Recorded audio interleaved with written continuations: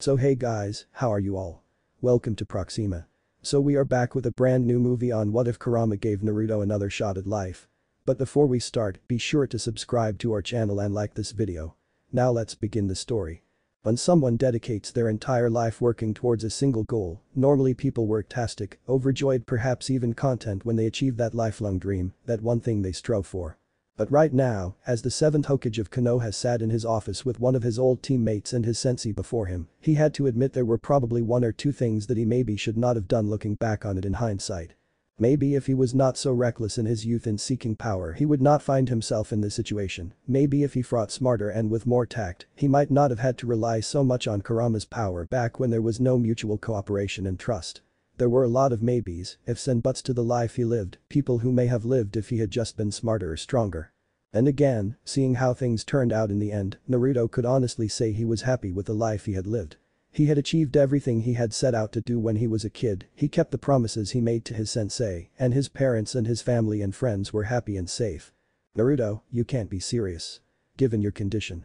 Naruto sighed, he really did love his old team, after all, one could argue he was the one who tried the hardest to pull them all together after the unfortunate series of events that transpired in their childhood.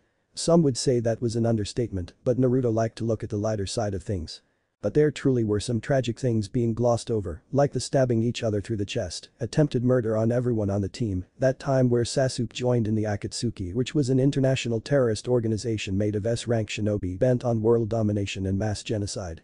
A very short period where he wanted to kill all the current Kages and some other stuff he likely forgot in the years after the 4th Shinobi War and the subsequent workload. You know, normal everyday teen stuff. Okay, that's enough reminiscing, I'm not that old yet. Sakura, please, we have been over before. We cannot afford to do what you are asking for. But. No, buts. When Mama Shikiltsuki first arrived he immediately ambushed and almost managed to successfully capture Jiki. It did not take them even a day before they attacked us during the Chunin exams. If I did not do what I did then and the many times after that, we would be looking at a crater similar to what happened after Pain did, except the hole would be a lot deeper. We cannot afford the instability that would come from me going into hiding or stepping down, and we need Sasuke out there looking for signs of other Utsuki, rather than looking for a cure to this chakra virus. Sakura looked visibly put out, the wind in her sail being dashed away, knowing Naruto to be the stubbornest individual she had ever met. Not wanting this to escalate into the fight, and judging from the way Sakura was frowning and the growing sense of ire directed at the dear Nanadame, that was exactly where this was going, Kakashi decided now was the time to defuse the situation. After all, no one wanted to have a repeat of what happened the first time Sakura and Naruto fought over this, and unlike back then this time they didn't have the benefit of being in a training ground. Now Naruto, Sakura here is just looking out for what's best for you. We don't know enough about this virus to be able to say what sort of effect it will have on you short or long term, the best we have is it slowly killing you, and the Sage of Six Paths himself had it. Kakashi mollified. As the head of the hospital and medical division, Sakura is the resident expert when it comes to these sorts of things. I know, I get it. Naruto said, but we all know right now the most pressing issue we face is the threat Utsuki pose to us now. Too much has been sacrificed, and everyone has worked too hard for it to be ruined now that we have actual peace. Sakura looked ready to argue, but Naruto carried on anyways, look, I am not saying we do nothing. But the advances in sciences and medicine we have made during this peace and the lack of wars, you are more than welcome to devote resources to looking into a cure. I know you, sensei, have already assigned yourself a S-rank mission to do just that. And I smile being the only response he got, earning Kakashi a short chuckle in amusement. As Sakura and Kakashi filed away, each having plenty of responsibilities to get back to within the village, Naruto turned in his chair to look out the windows and gaze upon his home, his village. It really is a beautiful day. Looking out as sunlight bathed the brightly colored rooftops of the various buildings, reflecting off the white paint and shining as bright as the whitest of pearls. The puffy white clouds like splashes in the otherwise perfectly blue sky dotted about, no doubt attracting the attention of many from the infamously lazy but equally as intelligent Nara clan, he couldn't help but feel a sense of peace and pride. His sharp eyesight was able to see the academy kids, second years if he wasn't mistaken, running around outside during their lunch break, the studious few choosing instead to practice their kunai and shuriken jutsu on the training dummies, but most playing the ever so popular ninja game. I wonder if Himawari will decide to become a shinobi. That and many similar thoughts flicked through this mind as he let it wander as it was wont to do when he wasn't buried in paperwork, enjoying the small moments of peace before he had to face that dreaded enemy once again. A wistful sigh escaped his lips, basking in the warmth that filtered through the windows before he spun around to face his latest guest. "When did you get back?" "Not too long. I thought I would pay a visit to Sarada before seeing you." A heartfelt smile worked its way onto his face at the news. "Good, you hardly see her, definitely nowhere near as much as you should. As if you're one to talk dope." What had once been an insulting nickname had over the years turned into a title of endearment. "I saw Sakura and Kakashi were here a minute ago." Oog, rubbing his face with both his hands, "Not you two team. I keep telling you guys, we will definitely deal with it after the Lutsuski are handled but no sooner." So you say. Speaking of, there's signs some of them are stirring, possibly another group as well. Traces of chakra tearing space-time apart to travel discreetly.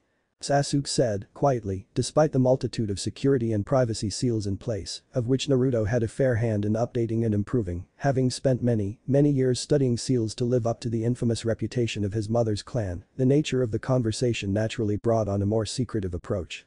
The gravity of the statement starkly contrasted with the idyllic scenery outside the Hokage's office. "I'll keep looking around in the other dimensions, see if I can find out what their goal is or the identity of their members, maybe even their leader if I'm lucky, but it's not exactly easy with the sheer number of multiverses. Plus, I can't go as quickly if I'm still covering my tracks. But they'll probably hold off for a while now since we've taken out the vanguard, should give us a couple months, maybe half a year before they try anything again." "Thank you Sasuke.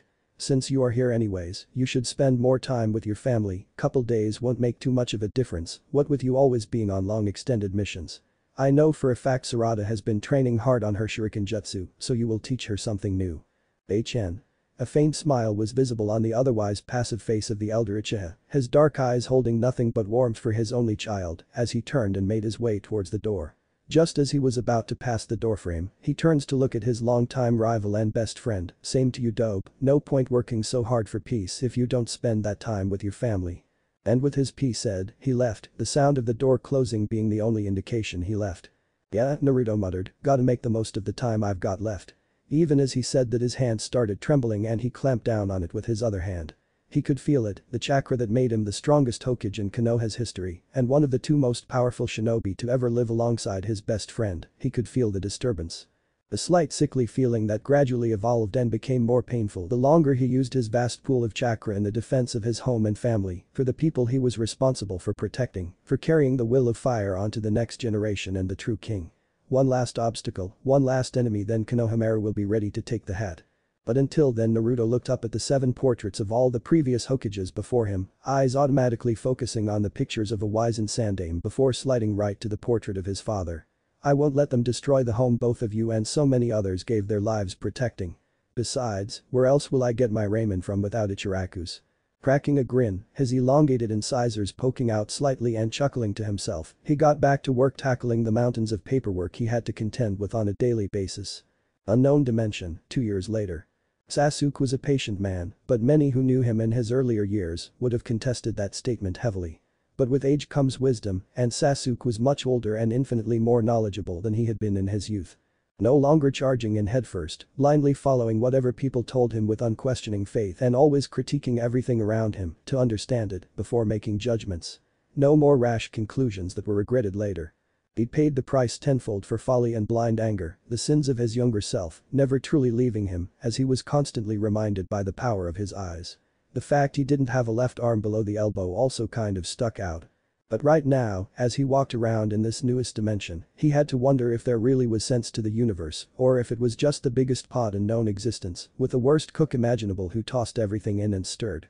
His latest dimension hop and search for the Lutsuski or perhaps this elusive Kara group that started acting up was certainly quite odd. His legendary jutsus allowed him one of the greatest if not the best visual acuity known to all shinobi kind. He would vehemently dismiss anyone who said the Byakugan could possibly match the eyes of his clan. He stood in a little patch of forestry, surrounded by many high buildings, much higher than was ever found in any hidden village. Although, Naruto did mention this one time where he was chasing this puppeteer and they time traveled to the city of Rimran back in its prime. The similarities between those buildings and these ones is evident. The drifting of his thoughts to a particular topic made his mood sour faster than the Hiraishin Naruto was now so fond of. The reason he was here was far and away not what he should have been doing. What the dope doesn't know won't hurt him. Being the only one with the eyes of the sage, it's not like Naruto would ever know Sasuke wasn't looking for Utsuki or the Kara organization right then and there, but rather a cure, potential or otherwise, for the chakra virus. After a couple years of the virus progressing and his longtime rival, it was starting to become evident Naruto wasn't able to fully utilize his chakra and fight like he should have been able to, and despite his reassurances it was minor, nothing escaped these eyes, these cursed eyes that saw all. Like so many times before, Sasuke immediately cast a quick ninjutsu on the nearest person, who just so happened to be a lanky-looking man in a rather odd outfit. Why would someone wear a cloth around their neck like a noose? So many ways for an enemy to disable or kill him. Despite his grievances with the attire, he did have to admit it created a sense of importance and formality around him. Ninjutsu complete, he instantly learned the native language and the knowledge the man before him had. Now knowing he was in a place called New York, irrelevant details like the date 1/7/2020, the time 13:35, wife's birthday and meeting schedules filtered through his head, only committing the important facts like laws and notable locations to his memory. Forming a hand seal, he flawlessly created 7 shadow clones to travel to the largest landmasses and start their reconnaissance mission, all disappearing in his signature teleportation thanks to his unique Sharon Rinnegan. Perhaps he would be able to find something here which could help his best friend. Having traveled to many dimensions at this point in his extensive shinobi training, he knew exactly how to blend in, soon vanishing and starting his tireless search. Unknown dimension, 10 days later. Sasuke wasn't sure what to think of this new place, whether this would be as useless as all the other dimensions he went to, or if this would be the pain of existence, he could find some clue as to how to cure his best friend. After the first 5 minutes he already knew no one in this world had chakra, but almost as instantaneously as that he also knew there was a plethora of strange powers present. Several groups made of powerful individuals inhabited this world in certain locations that he later learned were the people's ancient deities. Much like their own world except if the Shinigami decided to set up camp somewhere specific, I don't want to imagine something like that. Knowing the sort of power-hungry people back at the elemental nations, there's no telling how many people might try something like people did with the Biju to get stronger. It took him a while, not for a lack of trying or skill, to find an individual with said powers. It seemed the beings themselves didn't tend to stay in one place. What's more, they could emulate the shadow clone jutsu in their own way, but having analyzed it some more with his jutsus, he found something rather interesting.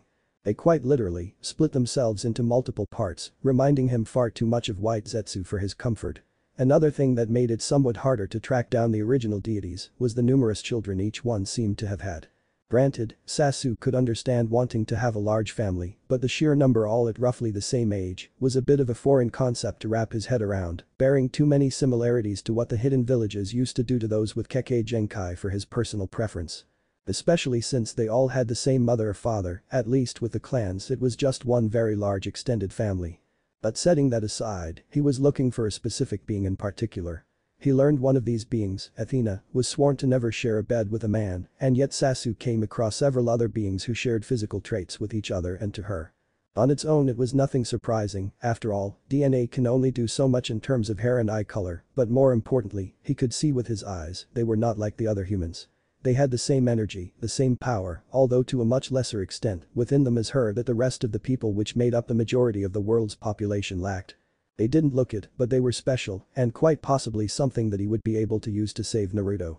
Sure, he saw plenty of other half-human half-deity people running around, some being chased by monsters and a lot of them in one camp or another, but Athena's children were special.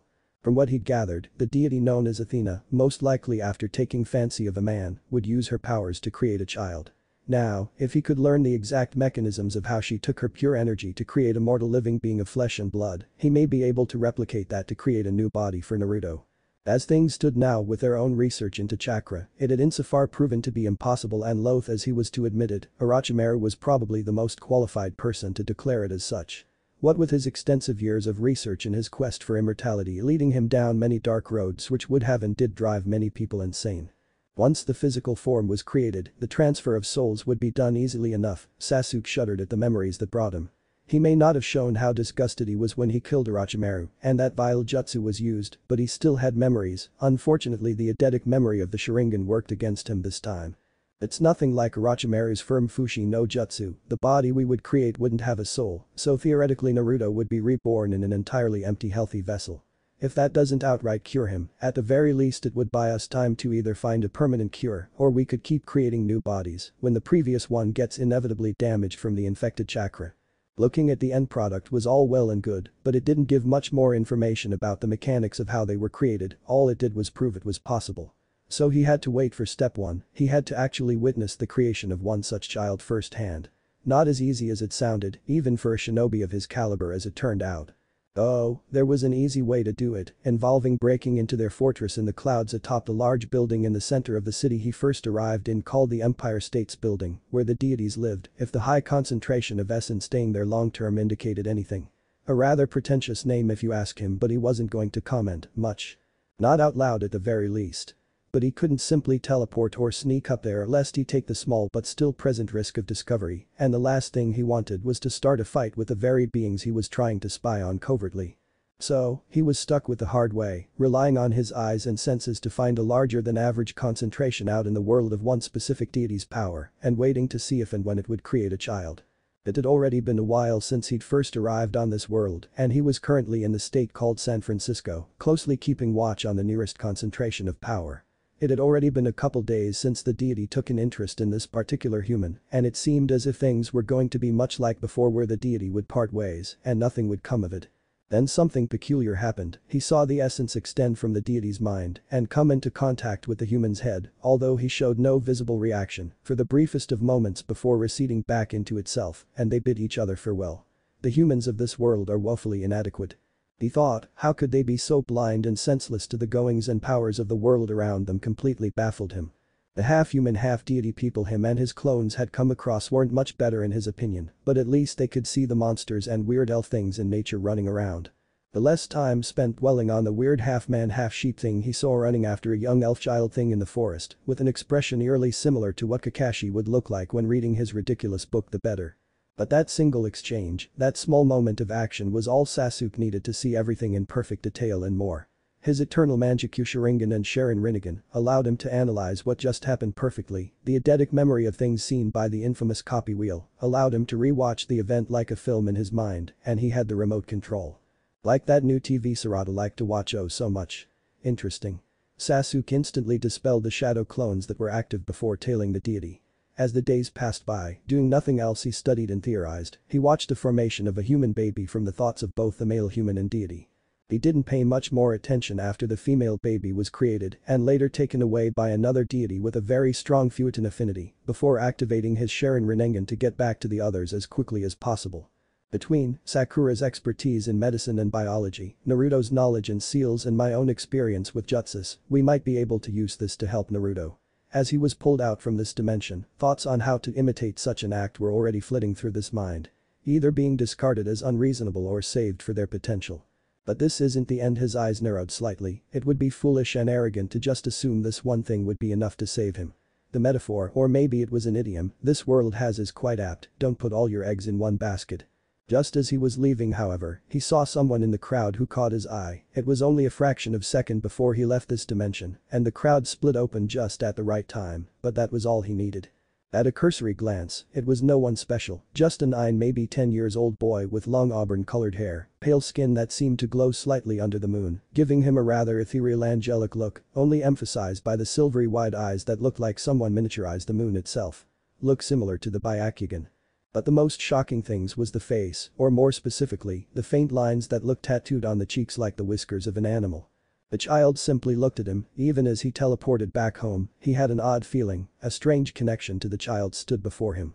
His eyes told him the child, much like the other half-human half-deity people he'd seen running round, had the same minute amount of energy from their godly parent, but something in his gut told him otherwise.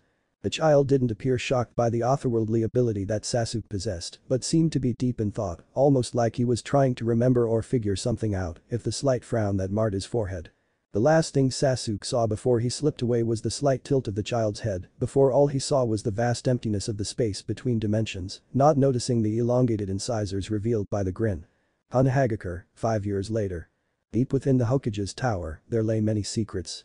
Secure rooms where various meetings took place, like the monthly meeting of clan heads, who would gather alongside the Hokage's advisors and Anbu commander to discuss important topics relating to the safety and stability of Konoha. Located alongside this incredibly secured building were file rooms with mission report dating back as far as the Shodaime Hashirama Senju, which held many skeletons loath as anyone was to admit. Normally the Hokage's residents were also here to be occupied by the current Hokage, but much like his father, Naruto elected to live in his own house out in the village proper. Currently, one room in particular was occupied and for reasons that would have implications, which would surely send shockwaves across the elemental nations. The sterile white room was filled wall to wall with the most sophisticated medical machinery, allowing for the most detailed analysis of the person laying on the single bed in the center. Muted but clear white lights hung overhead. The lack of natural lighting, a byproduct of several meters of layered densely packed earth reinforced by seals, made for an impressive bunker that nothing short of a Bijgama would struggle to blow open. For the secretness of the bunker and clandestine nature of rooms under the Hokage's tower, the number of people present would normally contradict such notions, but given the circumstances normal protocol was somewhat disregarded.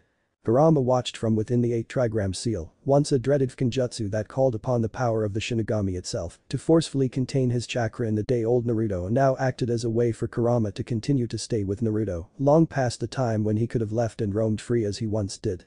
Like how his life had been for thousands of years after the sage passed, before the hated Madara Uchiha used his cursed eyes to involve him in his feud with Hashirama Senju. Kurama growled, the sound a deep rumbling like 100 Doton jutsus all at once that could drive hundreds of shinobi to flee and carry the power to rain death and destruction. He hated this. He was the most powerful Biju of the 9 created, his 9 orange-red tails denoting his power swaying and twitching in annoyance behind him, creating a mesmerizing imitation of a living flame as he struggled to think of something which could help his partner. It had been tough for his partner these past years. With the sheer number of high-level fights Naruto took part in his role as 7th Hokage, accelerating the rate at which the chakra virus progressed through his body, it was due to strength and his Uzumaki heritage, which allowed him to live for so long. That, and Naruto's stubborn streak was a mile wide at its narrowest point. Kurama chuckled to himself, memories of the many barbs and jabs they took at each other filled his mind. But at long last old Sasuke and Kara organization were finished, Boruto and Kawaki having both been targeted for individual reasons, had grown rapidly into fine shinobi, powerful in their own right. Naruto had confided to him multiple times how he worried for their growth and safety, seeming to lack the drive to improve themselves and unaware of the true dangers that had lurked out there, but over time, as they grew up and events transpired, they had risen to the challenge. Even if their rise in strength was meteoric and rivaled the old Team 7's power, Naruto still had to fight due to his vast experience in the field of combat, fighting as easily as he lived and breathed. All that fighting had its costs though, the diversion of resources to defense and combat had drawn them away from researching on a cure, and the fighting itself seemed to accelerate the progression, though the lack of research meant no one knew why. That's not even considering the costs to Naruto's own deteriorating health. As the fighting went on and preparations for future engagements took place, Kurama had time, not as much as he would have liked, but time nonetheless. Only having to become actively involved when Naruto himself was in a fight or when they were discussing strategy. Conversations never took more than a cursory thought, with entire conversations going by while both did their own thing. In that time Kurama worked, more specifically, he was designing a space-time seal. One did not become as old as he without learning almost all there is to learn and being sealed within 2 powerful Uzumakis before Naruto, who were seen as some of the greatest genjutsu users ever, even within the infamous Uzumaki clan once renowned for their genjutsu expertise. It'd mean he learned a lot as unwillingly as he would admit such a thing. It was this experimental seal, this last gamble, which was being weighed within him. The risks were great, but so were the benefits. Kurama started designing it some years ago, after the not-so-bad Uchiha reported seeing something extraordinary on the interdimensional travels. The creation of a flesh and blood human from nothing more than thoughts from another, and the powers of this being, and so the work began. Initial attempts to use biology and have chakra mimic the process soon proved to be futile. The differences in what chakra was, an equal mixture of spiritual and physical energy created by the soul and body itself, prevented it from being used to create a body. The law of conservation of energy wouldn't allow for the product to be used to create the origin that would then be able to produce the product again just wouldn't work. Using Naruto's vast chakra reserves to create an artificial pool of chakra that would be used to power a storage seal containing the shadow clone jutsu also failed because there was no way to stop the halving of chakra used and the memories developed by the clone never quite seemed to translate back to the sealed chakra pool from which it came from. No perpetual motion system had been successfully developed and it seemed these experiments reinforced that. And that led Kurama to the seal that stood before him now, as if taunting him in his ineptitude to save his partner. Oh, he had attempted many things, burning the infected chakra out with his own, expelling large quantities before replenishing it repeatedly to dilute the infestation, even temporarily draining all chakra before he restarted his entire chakra network, the list was endless. All he had to show for it was this, as he looked down in front of him the tiny flicker of a blue flame. Compared to his massive form even laid down, arms crossed in front of him with his head rested atop, it was tiny, far too small. Nowhere near enough to sustain Naruto's body, it being used to having vast quantities of chakra flowing like a rapid through the pathways. This tiny speck from such a vast origin truly was a spoon attempting to empty a lake, but it was all that he could manage. Years of trial and error and this was the best he could manage to isolate from the dreaded chakra virus, with all his knowledge and power. This tiny bit of chakra that wasn't infected. This one hope that Naruto would be able to somehow live. Well, this and the other option. The other Biju had already said their goodbyes and departed, each leaving a minute part of themselves, smaller than what even Kurama managed to isolate, so that Naruto would know they would never forget him, staying with him in his final moments. But Kurama stayed, he had already said everything he wanted to say to his partner, to the one human after Hagoromo that he respected. He would die with Naruto, sure, he would reform after several years, and he was sure it wouldn't be the most pleasant of experiences, but if he could spend even a second longer with Naruto, then it was worth it. He could hear through Naruto's senses, hear the final goodbyes of everyone out there saying everything they wanted to say.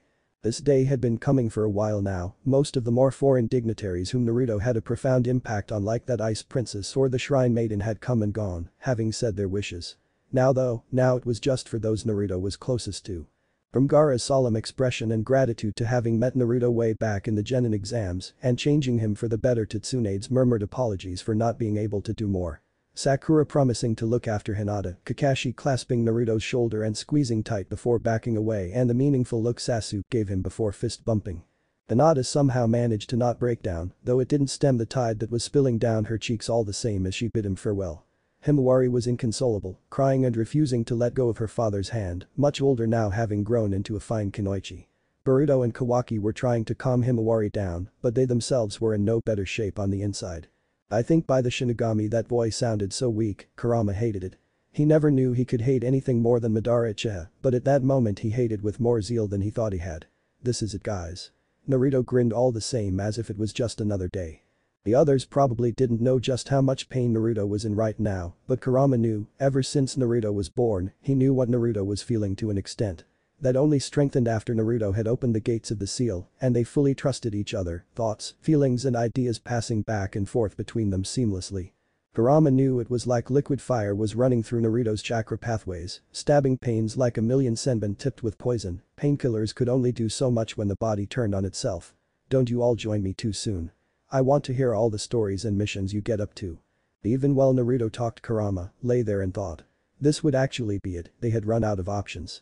That pink-haired one and her teacher couldn't cure the disease, the searches of their sensei and the Uchiha had found nothing useful or reproducible with chakra.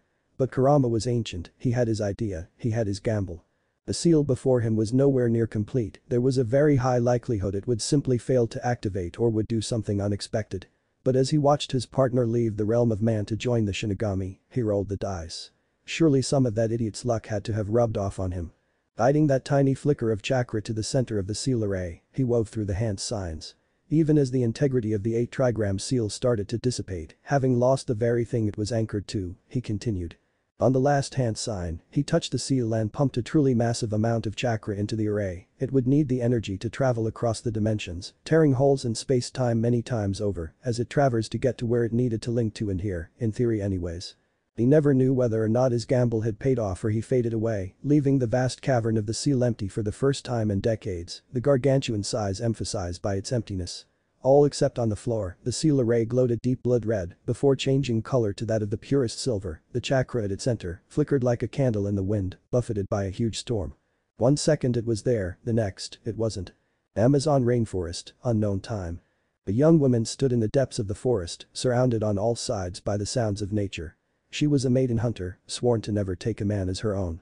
Many would have described her as beautiful, with her long auburn-colored hair and pale skin that shone in the soft glow of the moonlight. As bright as the moon was, few beams of light penetrated the thick overgrowth. With an elegant antler-shaped bow, her hunting knives strapped to her thighs and a quiver full of silver arrows on her back, she cut a dangerous opponent and a deadly predator. Her silver camouflage clothes, whilst contrasting with the lustrous green of the foliage around her, made her like a shadow amongst the night. As she stalked her prey, her thoughts drifted as thought were bound to do, given the millennia she had existed. She knew exactly what was going on around her senses being far sharper than was possible to understand by most. yet she was surprised by what happened next. Because as she padded through the forest floor, a bright light engulfed the clearing she found herself in. Though the light was blinding, she was unaffected as she herself was the cause of such godly light. Such was the case when her true form was revealed. As the light faded, it became apparent she was no longer on her own. For the next thing she knew, she was holding a baby. She was dumbfounded, not a feeling a being of her stature was used to. When the baby eventually opened his eyes, and she knew instinctively that the baby was a male, silver eyes like the moon, almost as if she were looking in a mirror, stared back at her. The sound of water smashing itself against the rocks below filled the otherwise quiet clearing. A jaguar crouched by the water's edge, eyes scanning the surface for any disturbances, ears swiveling back and forth as it stayed alert, unwilling to become something else's dinner.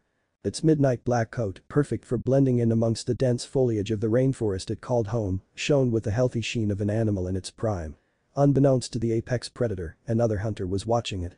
Standing at the crest of the waterfall, the hunter had a perfect view. If they so wished, they could have released an arrow and slay the jaguar with it, none the wiser where its death fell from. But they didn't, instead taking in the scene that would have made artists green with envy. The hunter had another target tonight, and it was a far greater prize than any jaguar or mortal creature could be, though the memories associated with the beast drew a frown across her brow. But that was long ago, now it was just another hunt and soon another trophy to be displayed alongside an ever-growing collection of wild beasts. The jaguar perked up suddenly, its instincts flaring as it sensed it was being watched. But when its eyes roamed around looking for the disturbance and found the top of the cliff face, the absence of any signs of life made it flick its tail in dismissal. Stalking off into the forest, melting into the shadows cast by the full moon. Meanwhile, with the hunter, she had already moved on. Having found tracks left behind by her quarry, she was off once again. Her silver tunic and sandals that would otherwise have been seemingly ill-suited for a hunter to wear out in the wild were her preferred clothes and seemed to blend into the shadows. Only reappearing in flashes when a stray beam of moonlight fought its way through the tree's cover as she ran. Despite the speed at which she traveled, nary a sound could be heard. Twigs and dried leaves which would have given her away were unbroken, and no evidence of her passing remained. As she ran, auburn hair loose and whipping in the air, her sharp eyes scanned the blurring trees as she sped past. Constantly staying on the trail of her prey, the ever so slight indentations indicating its passing. The shallowness of the tracks left behind belied the creature's true size and weight, barely distinguishable to the untrained eye from the multitude of other tracks that littered the forest floor. Soon she arrived at an otherwise innocuous-looking clearing before the ground started to rise into a mountain, like an ugly claw that broke out of the ground to scar the heavens. She stayed at the treeline, unwilling to expose herself in the open clearing. She climbed up a nearby tree, a heavy Brasiliensis she absent-mindedly noted. Its smooth trunk would have otherwise proved a challenge to most, but for someone of her caliber and agility, it might as well have been a walk in the park. The mortals have taken an interest in this species as of late, maybe I should create more predatorial animals before I leave to discourage their harmful forays. I'm sure Pan would approve. Sadly, she couldn't do much more than that. It didn't sit well with her or any in her family to outright kill the mortals they ruled over, even if they are asking for it. She thought. Hating how the humans were destroying the natural wonders to feed their ever-growing lust for more. Her straying thoughts did little to distract her from the hunt. Now that she was higher up, she scrutinized the sight before her. With her inhumanely acute hearing, she could tell the burrow in the side of the mountain went very deep, extending into a complex cave system. The size of the opening was rather small given what it housed, its shadowed opening like a gaping maw, consuming those who entered. As she took stock of her equipment, she formulated a plan, the final part of what would be a rewarding hunt, for she needed to finish soon. It was about time she had to return to her hunters. With the moon overhead, as if watching like an eternal warden, she started. Dropping down to the ground below, she landed in a crouch, with her bow drawn and arrow notched. She let it loose. A silver streak shot out at breakneck speed before finding its mark. An ear-splitting screech resonated through the cave, shattering the silence of the forest, scattering birds into the night and causing animals nearby to flee in terror. A strange hissing clicking sound gradually got louder before a huge scorpion emerged from the burrow. Its huge head swung back and forth across the treeline, pincers the size of boulders held out and open, just waiting to stab and eviscerate the one who heard it with bloody vengeance. A silver arrow embedded within one of its black empty eyes, but unlike all other creatures, this one bled golden powder as it leaked from the open wound like a morbid tribute to the value of one's lifeblood. Another arrow soon found itself within a different eye, restricting its field of vision even more, angering it further with the injury.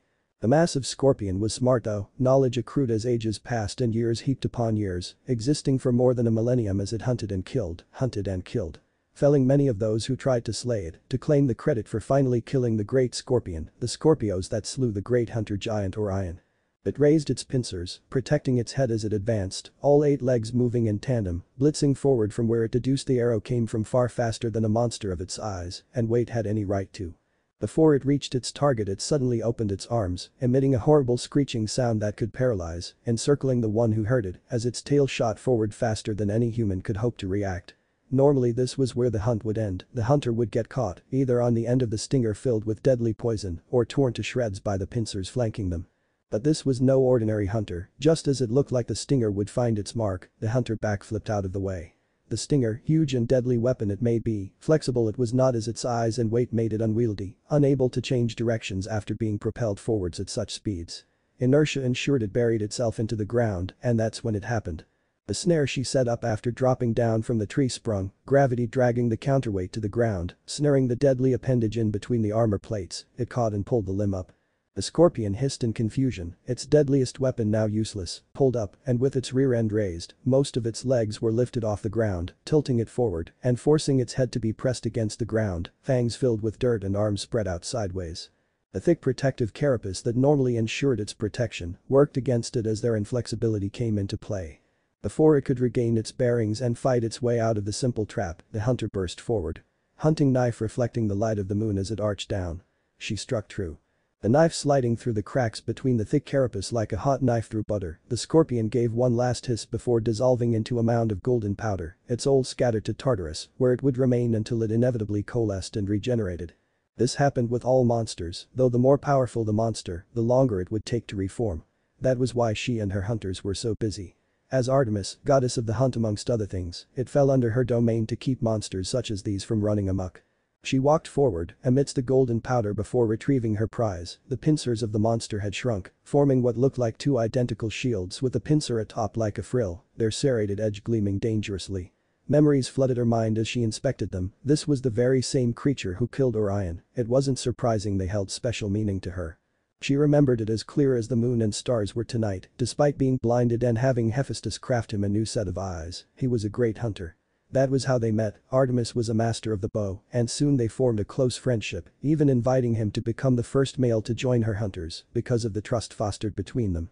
But all was ruined when Orion fell in love and tried to woo her, a clear violation of their vows, and nothing but rejection awaited him. For she was a maiden goddess, sworn to stay a virgin for life. Everything spiraled downward from there, going on longer and more isolated hunts from anyone else and become crueler, slowly killing his prey instead of giving them a quick death. The stench of madness lingered on him, growing thicker as time passed. One day Artemis decided to follow him, and that is when it happened. He snapped, whether his anger consumed him or some madness possessed him. He started killing all the animals he could see, small and large, dangerous and harmless.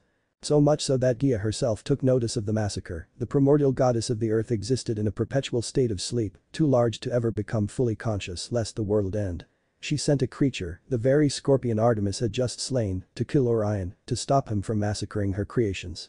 Artemis could have warned him. She saw the scorpion emerging from the ground, could have killed it herself if she fancied, but she held her silence and stayed her hands. As Orion lay there dying from the poison the scorpion's lethal stinger injected into his body, he saw her standing in the tree line, even struggling to breath and his organs shutting down one at a time. He cursed her name and swore revenge with his final breath. He certainly believed she had sent the scorpion to kill him in spite, as mistaken as he was. Such a tragedy the way things turned out. She thought to herself. One would think Artemis would never get close to any male ever again, let alone allowing one to join the hunt. But Artemis was just, she didn't paint all males with as broad a brush as that, for later on she would let another join her hunt. A prince by the name of Hippolytus, who had taken the oath as all hunters had to. For many years as things were perfect, he never strayed, he never tried anything as Orion did, but all good things had to come to an end. Aphrodite, the goddess of love, saw to that. She had a grudge against the hunters of Artemis for they swore off her primary domain. There wasn't much she could do to Artemis, so she took it out on them as she had done so many times before.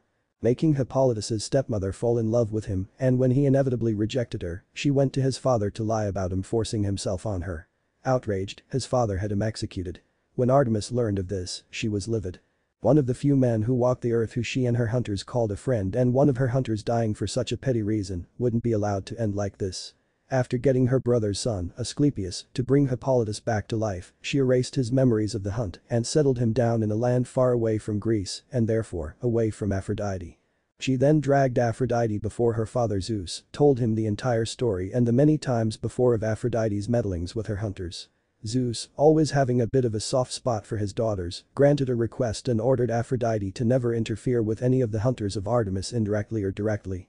Despite matters of love being within her domain and such a decree would normally be seen as an egregious abuse of power, the fact that the hunters were gifted by Zeus to Artemis over an oath sworn on the river Styx, and them being the handmaidens and personal entourage of Artemis and therefore part of her domain, meant Zeus ruled in Artemis's favor.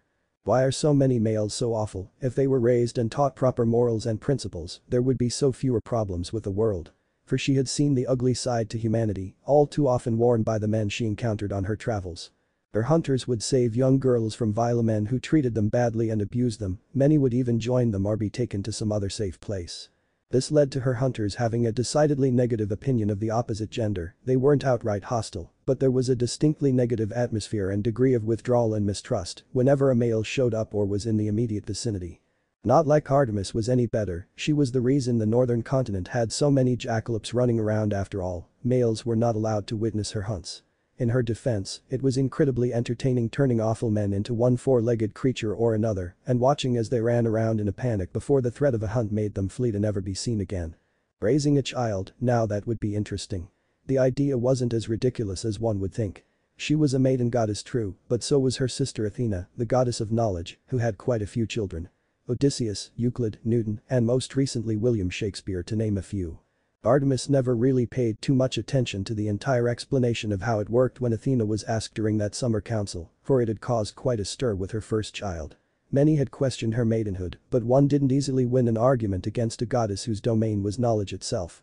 Something along the lines of using thoughts and ideas from a mortal man and some other more technical things, she really wasn't listening. Being a young goddess at the time, she was more concerned about leaving the throne room to go on her next hunt, chasing the next wild beast that was unlucky enough to have caught her eye. I wonder she let her mind drift, imagining what a child of her own would look like. Would they be a boy or a girl? After much deliberation she decided on a boy. As tempted by the thought of a daughter as she was, and whilst she may not have appreciated the gender itself, nor the vast majority of people who were a part of it, she would want her child to be able to stand as an exemplar. A way to show men that their gender didn't justify their vileness, but rather it was their choice, and through that realization, to hopefully inspire change to better themselves in his image. Or maybe it was to rub in that any child she had, boy or girl, would be better in all manners measurable than any of her family's children. What would he look like? All of Athena's children share the traits of blonde hair and gray eyes favored by her. Lord Zeus's children all have blue eyes, and Apollo's kids were all blonde. As a goddess she could change her appearances however she fancied at the drop of a hat, but her current form was her most frequent coloration, long auburn hair, and pale skin with a healthy glow. The one thing she did keep constant was her eyes, they were a silvery yellow like the moon itself and seemed to shine in the night. Does Athena also choose their behavior traits, preferences and mentality? They all seem to share the heightened intelligence surely inherited from her, but how much is personality influenced by environment and upbringing, rather than genetics and lineage, if something like intelligence can be imposed? If she's influencing things to do with the mind, surely that affects how the child thinks. How can she guarantee one child will be different from another after her tampering, despite the inherent randomness that would come from the union of her thoughts with that of the mortal man she chose?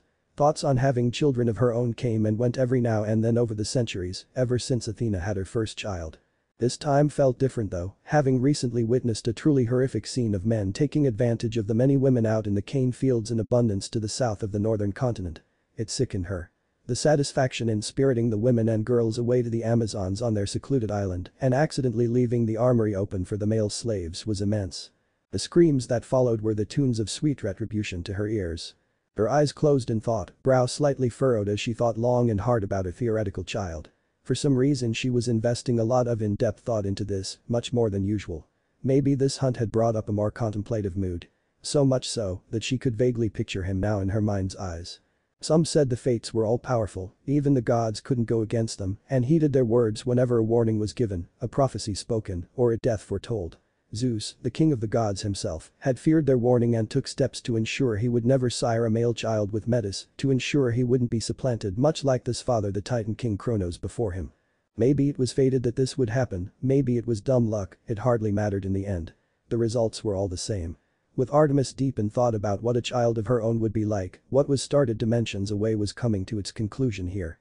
At her feet, black ink seemed to sprawl out from under her sandals, the chakra that powered the Kenjutsu guided it to take the form it needed, completely invisible to the senses of those unfamiliar with the foreign energy, unless one was physically looking at it.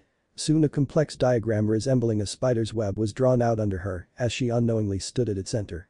She did notice, however, as she shifted into her true form, a bright light engulfed the clearing like a star itself had spontaneously appeared. Artemis could feel some of her godly power being drawn and start to concentrate itself in front of her. Artemis was not afraid though, she could feel no other being nearby, godly or mortal, all the animals fleeing after the fight that had ensued. So intently focused on her own fragment before her, containing none of her consciousness, which was decidedly strange, she didn't notice the small blue flame that appeared. Unseen by her, shielded as it was by her own light, the blue flame flickered, which to life was seemingly incorporated into the isolated portion of her own essence. She watched with rapt attention as the light seemed to shrink, coalescing itself into a tightly contained sphere before it gently floated towards her. Instinctively she reached out and the glowing sphere cracked open, fading away, to reveal a baby. That is promptly when Artemis's thought processes decided to take a holiday and stop working. Amazon rainforest. To say Artemis was in a state of shock would be a slight understatement. She could hardly comprehend what had just happened, let alone believe it. This can't be happening. But the sight before her very own eyes and the weight of the baby in her arms only seemed to emphasize the truth of the situation she found herself in. The final nail in the coffin. She could feel it, every child of a god or goddess, Olympian or minor, even the nature spirits, contained a small fragment, a tiny portion of power that was the exact same as that of their godly parent. It was what monsters found themselves attracted to, it was what gave their demigod children their godly gifts. It was also the exact same thing she felt resonating within the small baby she held like glass in her arms, wrapped up in a blanket as he was. At first, she thought she was under some sort of spell by Hecate being one of the old goddesses, and magic was an elusive and mystic art, or maybe some elaborate prank by Hermes or Apollo, not like this would be the first time, and there were precious few lines they were unwilling to cross. But no. There was no way to perfectly mimic the exact same godly power that she or anyone else had. She continued to stare at the baby, thoughts running a mile a minute as she tried to wrap her head around what just happened. How could this happen? Athena herself said she needed the thoughts of a mortal man to act as an input to create a child. Otherwise it would be her own power creating a living thing containing her own consciousness, and that would just be her cloning herself.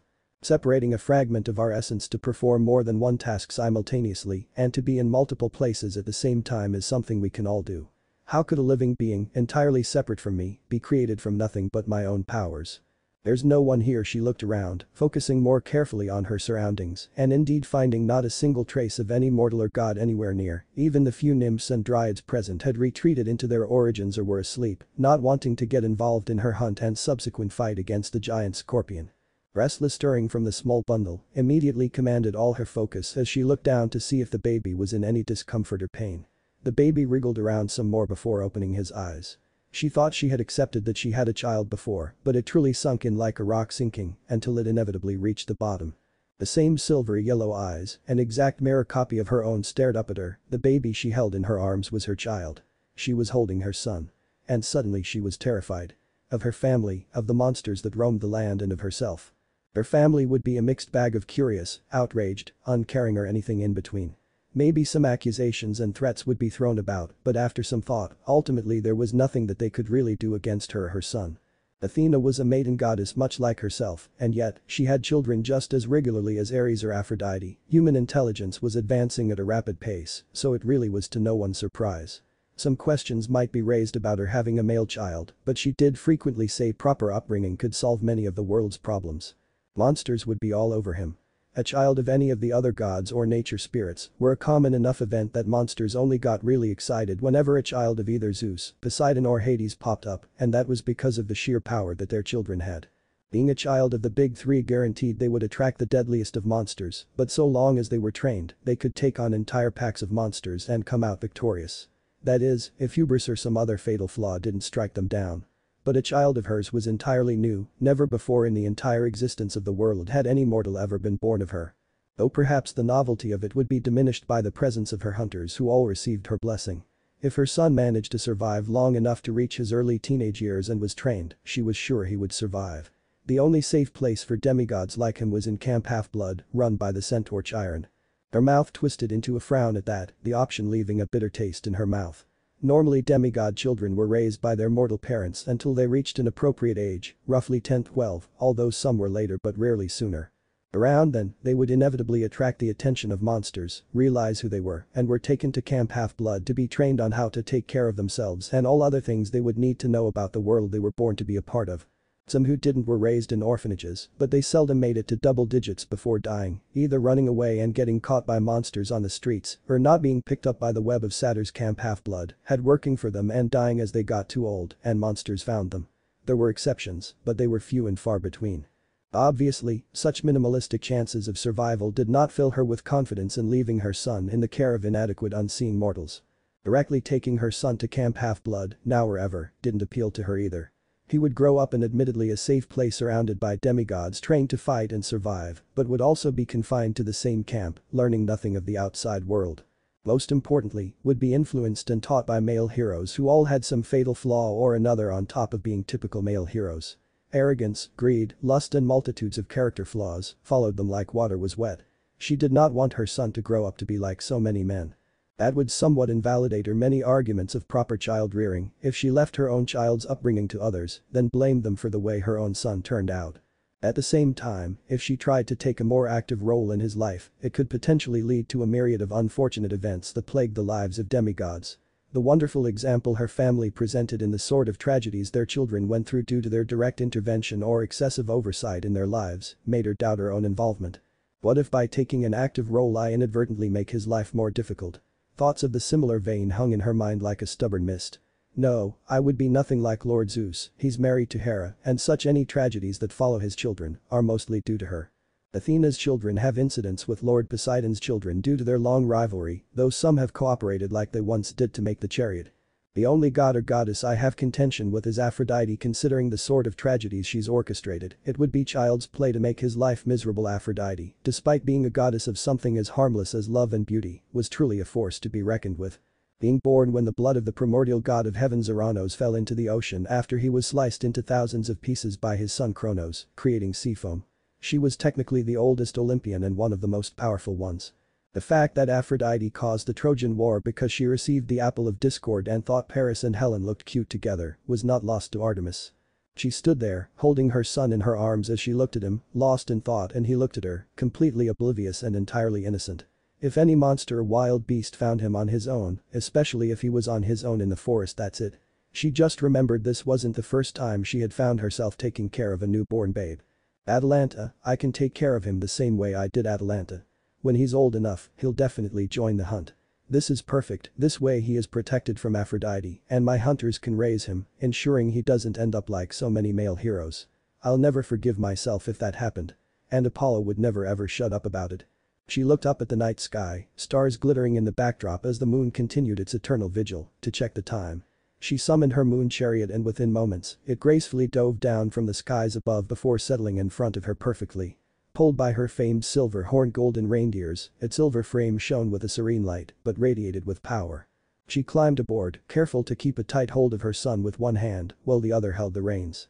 A flick of the wrist was all it took, and soon she was racing across the night sky, faster than she would normally go, undoubtedly drawing the ire of her uncle, Poseidon, as her chariot's movements had some influence on the way tides and currents flowed in the ocean. She would apologize later. Maybe. Probably not, since he destroyed one of her favorite temples during one of his temper tantrums, which caused an earthquake in Ephesus. She raced across the skies, tunic and hair fluttering in the air. She looked down to double-check that her son was okay when a thought came to her. I haven't given you a name yet, have I, little one? Let's see. Artemis was rather new at the whole naming their kid thing as. Shocker. She thought long and hard. There were precious few Greek heroes whose name didn't bring with it some bad memories or have a tragic end.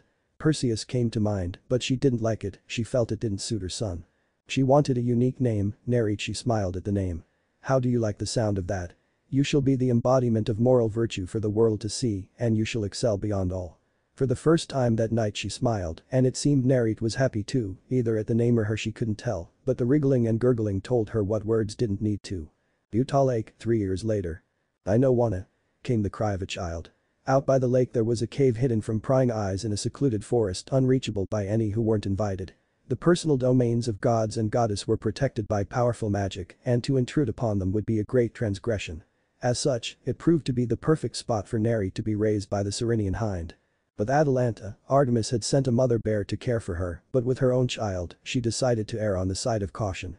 In the event some monsters were attracted and managed to find Nereid, then her sacred animal would be able to kill the monster or escape with her son. A snort was Nereid's only response as the great doe was hardly amused with his antics. Nereid's strong suit was most definitely not in studying. The book he was meant to be reading, a kid's version of the Theogony by Hesiod, was rather advanced for his age, but it was the most unifying collection of stories that Nereid would need to know. The fact it was in ancient Greek might have made a 3-year-old reading it impossible, but being a demigod meant the language was already hardwired in him. Make me. Stubbornness seemed to be a core virtue in Nereid, whether that would prove to be a boon or a curse was yet to be seen, but to the Cyrenian hind, it was most definitely not a boon, anything but a boon. With that declaration Nereid up and ran off. Clearly this wasn't the first time he pulled this stunt, as all the great doe did was release a long drawn-out breath, very similar to that of a sigh, before going off to retrieve her wayward ward. Utah Lake. Nereid lay on the grass outside, covered in scratches and dirt, his tunic was sweaty, even a stray twig caught in his hair which he pulled out once he felt like he wasn't going to die. You always win. He pouted, leveling the most non-threatening glare ever to a doe, larger than a bull and horns that bristled like a Macedonian phalanx. The Cyrenian hind simply flicked her ear and nudged him with her snout, urging him up. It was starting to get dark, and during their games of tag, she came across the smell of a monster once or twice. They were probably several miles outside Artemis's boundary, but she didn't want to risk Nereid being sniffed out by them when they became more active during the night. She once again urged him up and this time he complied, far too tired to try and argue about staying outside. All he wanted was to take a bath in the pool and sleep, so he blearily walked back in the direction of their home. Utah Lake. Every now and then the Cyrenian hind would leave the cave at night. Nereid was never sure why she left at the late hours, but he never complained, even if he did feel lonely sometimes. It let him do his favorite hobby after all. Once he waited a couple of minutes, until after he stopped hearing the great doe's gentle footfalls, hoof-falls whatever it was called, he opened his eyes. Looking around, he saw the empty cave, devoid of anyone else. His eyes were automatically drawn to the fire a couple meters away from him. He didn't know how it worked, how it started, or what kept it going, as the logs never seemed to burn out. But whenever sunset came and it got dark, it would automatically light up and illuminate their home. Moving on, he spied the pool of freshwater at the back as it reflected the light given off from the fire and glowed with a beautiful mix of green and blue onto the ceiling. He knew the light reflected off from the water plants and shiny rocks he saw at the bottom like a little sea with its insulated ecosystem. The underwater lake feeding into the little pool by a fissure in the bedrock. After his visual inspection he got up from his bed, made of various animal pelts and feathers he rose as silently as he could, making his way out. Past a lichen that hung from the ceiling, hiding the light of the fire and obscuring the inhabitants of the cave from those outside. Past the bend he looked around outside at the mouth of the cave to make sure a particular doe wasn't around. Nice. He whispered to himself. If tonight was like any other nights, he would have plenty of time before she came back. Quick as he could, he started climbing up the side of the mountain their cave was in. All that practice from running around playing catch with a doe wasn't all just fun and games. Well, it was for Nereid, but the Cyrenian hind was subtly teaching him how to travel without leaving behind too obvious a trail, run somewhat quietly and track while training his stamina and speed. All good things he would need when he grew up. He soon found his way up to the top, his legs swinging over the lip of the cave as he wrapped himself in one of his pelts. It was a chilly night, nearing the end of September, the warmth of summer was starting to give way to the cold embrace of autumn. As he gazed up at the moon, he felt a certain level of comfort as he always did. He knew his mother was Artemis, the goddess of the moon, but he had never actually met her. From what he read, the most common theme among the demigods was that very few had many interactions with their godly parent. That made Nereid a little sad, but he could understand it. Kinda. Not like he knew anything else. Artemis was probably busy, killing monsters and all that godly job stuff she had to do. They had to have lots of responsibilities, right? Not like you could tell with how much free time they had, showing up whenever humans said dumb things to them. He just started to read about prominent groups, and the Amazons were first, and he knew it was because of the alphabet. I guess studying is useful. He gave a shudder when he said that out loud. Better not let the Cyrenian hind know I said that, but there was another group mentioned that caught his eye, the Hunters of Artemis, he murmured to himself. There was a brief mention of them, how they followed his mom on her adventures. But at the same time a place called Camp Half-Blood also sounded like a good place for demigods.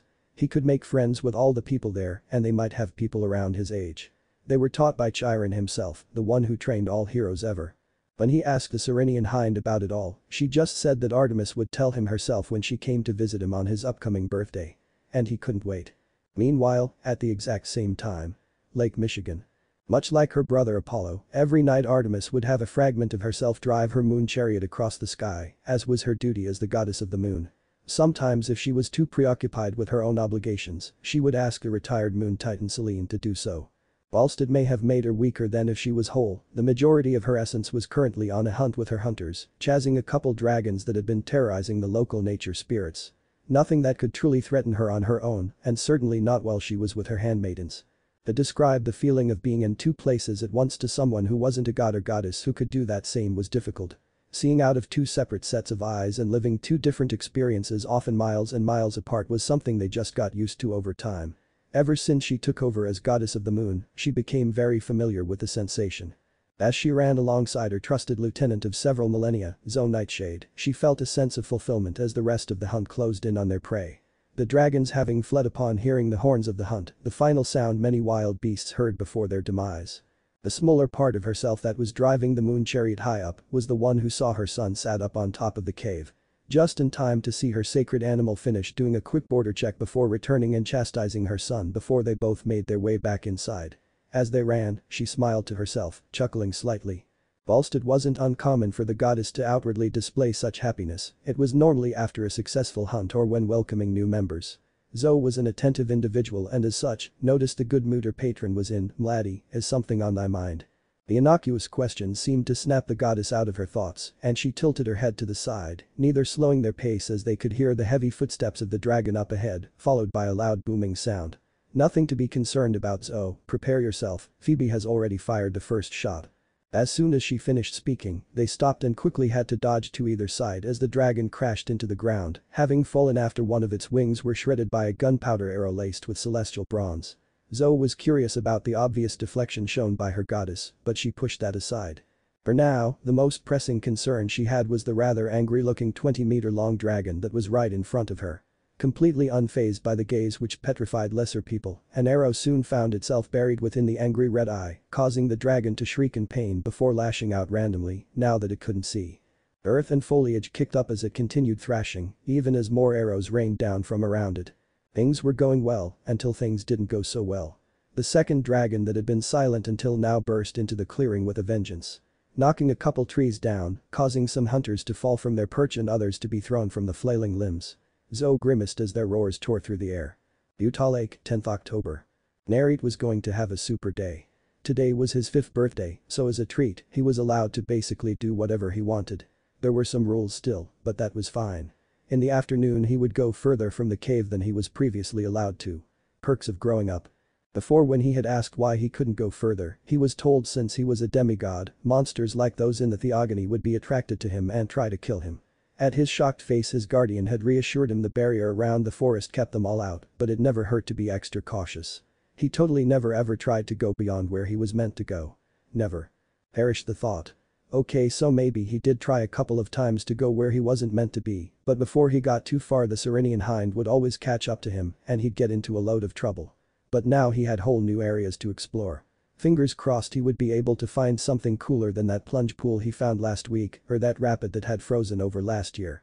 Sliding across that had been very fun, minus all the times his face met the ice, but no one was watching so they didn't count. As soon as he finished his lunch, he bolted, keeping an orange on him as a snack in case he got hungry. Running through the nearby forest was boring, it was very beautiful, but having spent so long exploring and running around it already he knew all the interesting parts. What he was after was the unexplored. There was this canyon that he saw from a tall tree he climbed the day before. It had this cool river that snaked across the bottom, he was sure he would be able to find something neat in there. He absent-mindedly combed his hand through this shoulder-length auburn hair, his eyes scanned the undergrowth around him as he kept his eyes peeled. He had run, eager to explore the unknown, but soon got sidetracked when he stumbled across the tracks left by what looked like a family of wild boars. At least, that's what he thought he was looking at, he was pretty sure those tracks had been made at around the same time judging from the smell. As he followed the tracks, he heard the gentle gurgling of a small stream. As he neared the stream and the vegetation started to thin, he got a better look. There, drinking in the stream was a huge moose. Its massive antlers that looked like cupped hands on either side pointed at him like a shield as it drank the fresh flowing water. The rest of its herd was around it, some drinking, some feeding, while others kept a lookout for any predators. On his side of the bank he could indeed see the little family of wild boars. Hopefully I can track that cheating doe and catch next time, he grumbled to himself. It was so not fair to use his mom's blessing to run in their games. It didn't even leave anything to track in the first place. He stayed low, careful not to make a sound and hiding himself from their sight behind a bush. He had plenty of time, the sun was high with a few puffy white clouds in sky. The darker rain clouds all having already let down their load as it rained an awful lot the past couple weeks. It gave everything a fresh clean look and he could smell the rich earthy smell that normally followed. He was tempted to climb a tree and simply watch the clouds, but he felt like he had too much energy to be able to sit still, not matter how comfortable it might have been. Not really his style. Once he had seen enough, he backed away quietly, not wanting to startle them, before he ran off to find something else. Utah Lake, later that day. It was a very content Neri who ambled back home as the sun started make its way further west. He had found a couple cool things, a large dam built by some beavers with their young nestled safe inside. He even found a group of squirrel monkeys as they swung up around the high tops of the trees. He had to be careful to make sure their droppings didn't land anywhere near on him. He learned that lesson a long time ago and now he always looked up when taking in his surroundings. Once was one time too many in his opinion, it took ages to wash off the smell and a certain someone just wouldn't shut up about it for weeks. The highlight of his day had been seeing a massive grizzly bear. As it padded along, followed by her cubs, rummaging around for berries and going about its business. She had noticed Nerit standing there watching her, but it ignored him. Instead going on about her business unperturbed. It's not like he was a threat, he was only just bigger than her cubs. And on his explorations went through just about every nook and cranny that he came across, he found all sorts of new things. But as it got later and he traveled further, he got tired. Having seen enough for the day, he took a different route on his way back. When he got to the clearing, he noticed someone sitting on the log just outside the entrance, the Serenian hind resting its head on her lap as she stroked it. Their long auburn hair and pale skin was eerily similar to his own. When she looked up and made eye contact with him, he felt a little jolt inside as he instinctively knew exactly who was in front of him. He wasn't sure how long he stood there frozen for, like a surprised deer, his nerves took a hold of him and he froze. She must have sensed his shock, or maybe he was just that obvious, but she smiled gently and patted the seat next to her. That broke him out of his reverie as he remembered to breath and came closer. He was so nervous he didn't even realize he was already sat down and started fidgeting with the edge of his tunic, unsure of what to say. Artemis meanwhile was looking at Nerit with a little uncertainty, honestly, she was a little uneasy about seeing her son after so many years.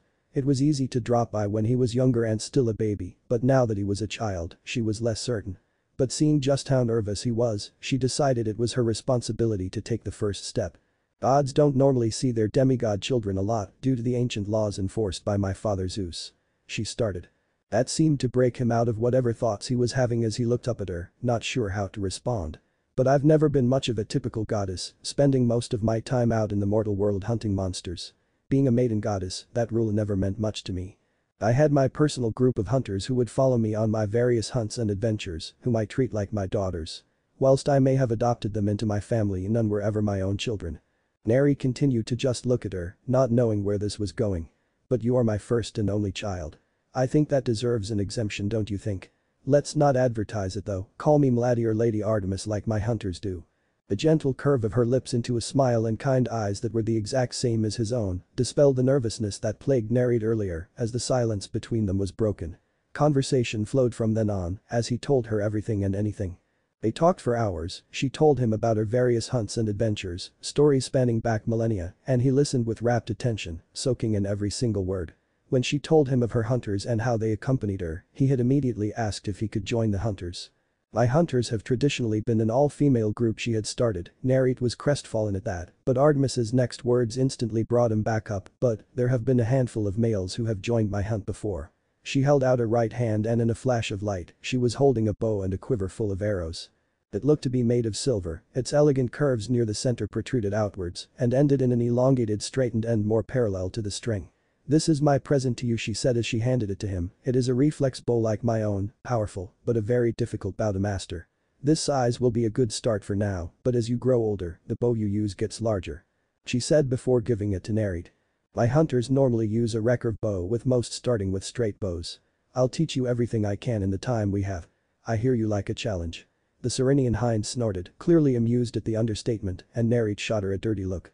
Turning back to Artemis, he nodded eagerly, tightly clutched his new gifts. We shall see if you can hit a target 5 meters out before the night is over. Some might say she was being too ambitious, most would need days to be able to even learn how to properly maintain a bow like his, let alone start to shoot it. But he was her son, and she is the greatest archer in the entire world, no one could match her prowess. She was definitely better than Apollo no matter what he said, older siblings were always right. Naruto must have hit his second wind because he immediately sprung up from his seat, massive smile radiating eagerness, eyes practically glowing with glee.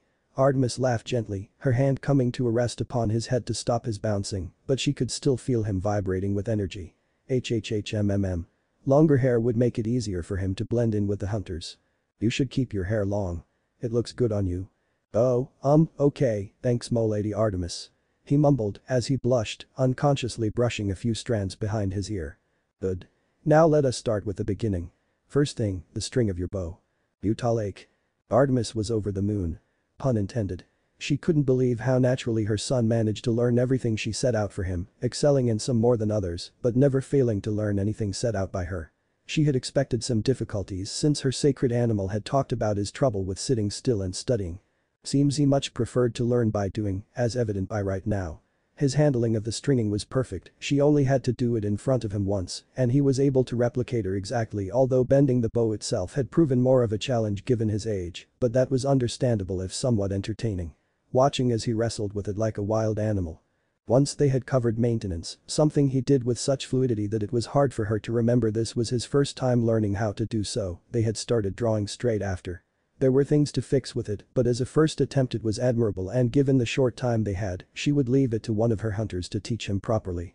Despite his imperfect stance, his shooting was superb, managing to hit the target on the first try and subsequent shots only getting closer and closer to the bullseye, hitting it on the 9th shot. As expected of my son, the bow is your natural weapon. It seems our time is up though. I have to depart to rejoin my hunters. The moon was high in the sky, her hunters would undoubtedly be curious as to where she had gone. Naruto, who was glowing from the praise, looked downtrodden at the news, clearly enjoying their time together. Do you know where you would like to go?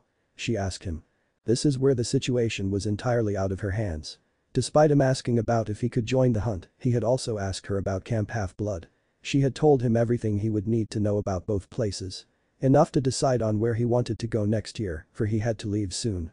His knowledge of what he was meant more monsters were being attracted and her sacred animal suspected the frequency of near misses and attacks was only going to increase as time carried on. She could only hope she had advertised her hunters enough but tried not to be biased, giving the benefits and detriments fairly. If he chose to go to Camp Half-Blood instead, then she would accept it, unwilling to force him to join despite her many grievances with the idea. Naruto was rather torn. On one hand, after being told in more detail about Camp Half-Blood, it seemed like the natural place to go. After all, it was filled with other demigods like him, with games of capture the flag and chariot races, loads of boy and girls, tons of activities, the list went on. But with the hunters, there were the hunts and adventures, the traveling, and of course accompanying Artemis herself, his own mother. Sure, he might not have spent loads of time with her, but he felt this natural connection, unsurprising given their relation. Artemis and her hunters were like her daughters, and since he was her son that meant they would be like his sisters, they were kind of like one big family. That last point was the deciding factor though. If he went to Camp Half-Blood, sure, he might have made lots of friends, but as the only child of Artemis, he would sit and eat on his own table, do all the activities on his own, live in cabinate on his own. He wouldn't have a family. And for some reason, an ache started in his chest, a completely novel sensation, so why did it feel so familiar? Maybe it was expected of a child to want to be with their parent, but that wasn't the only reason for Naruto. It was the sense of home, the sense of belonging he felt when he was with Artemis, she was family. Nothing else mattered as much as that, he knew what his priorities were, family. His precious people would always come first, nothing would ever change that. But that in mind, it was an easy decision where before he was unsure. I would like to join your hunt m'lady. Artemis was ecstatic, everything went exactly like she wanted. I shall come again in around a year's time from now with my hunters, for now practice, train, and you shall become the greatest hunter the world has ever known. She stood up, Naruto following suit when a whooshing sound made him look up and gawk.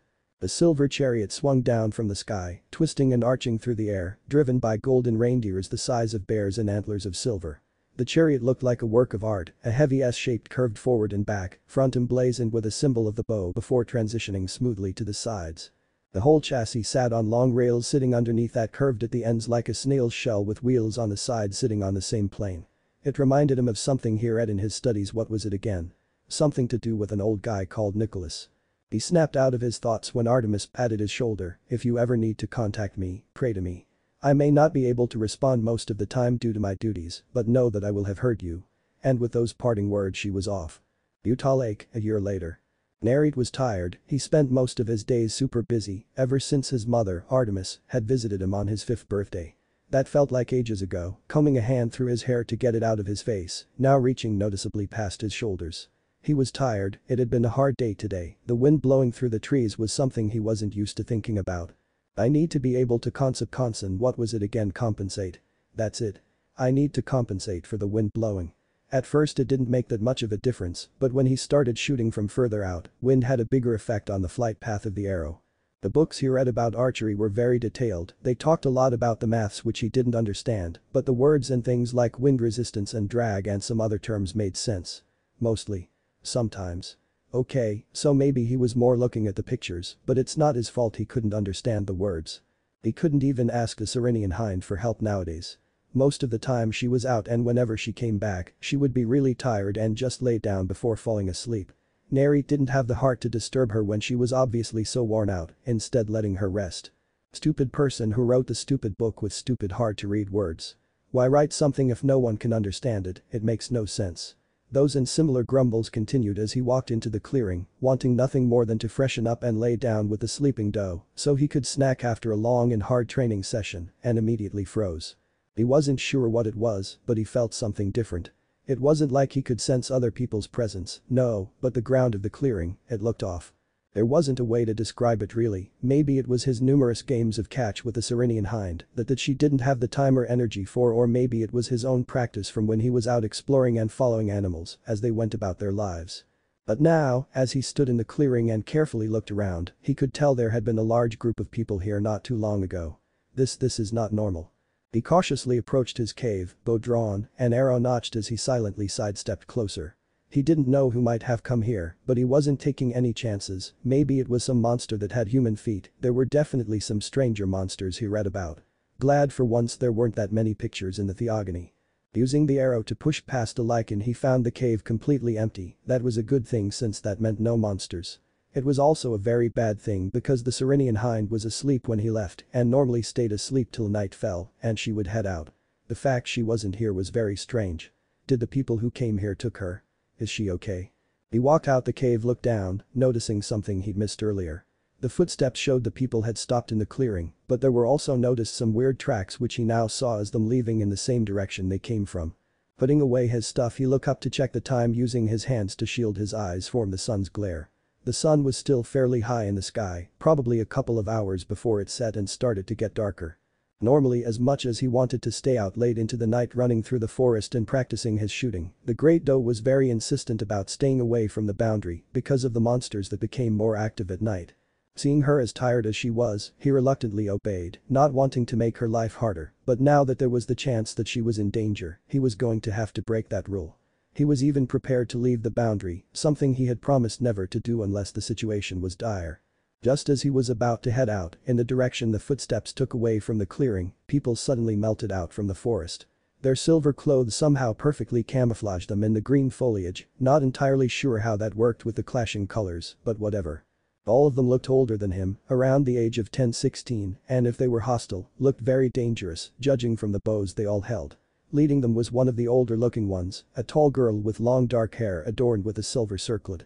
Her coppery skin making her look like a Persian princess as her angular face held a regal and noble quality. By her side was someone who could terrify the Minotaur.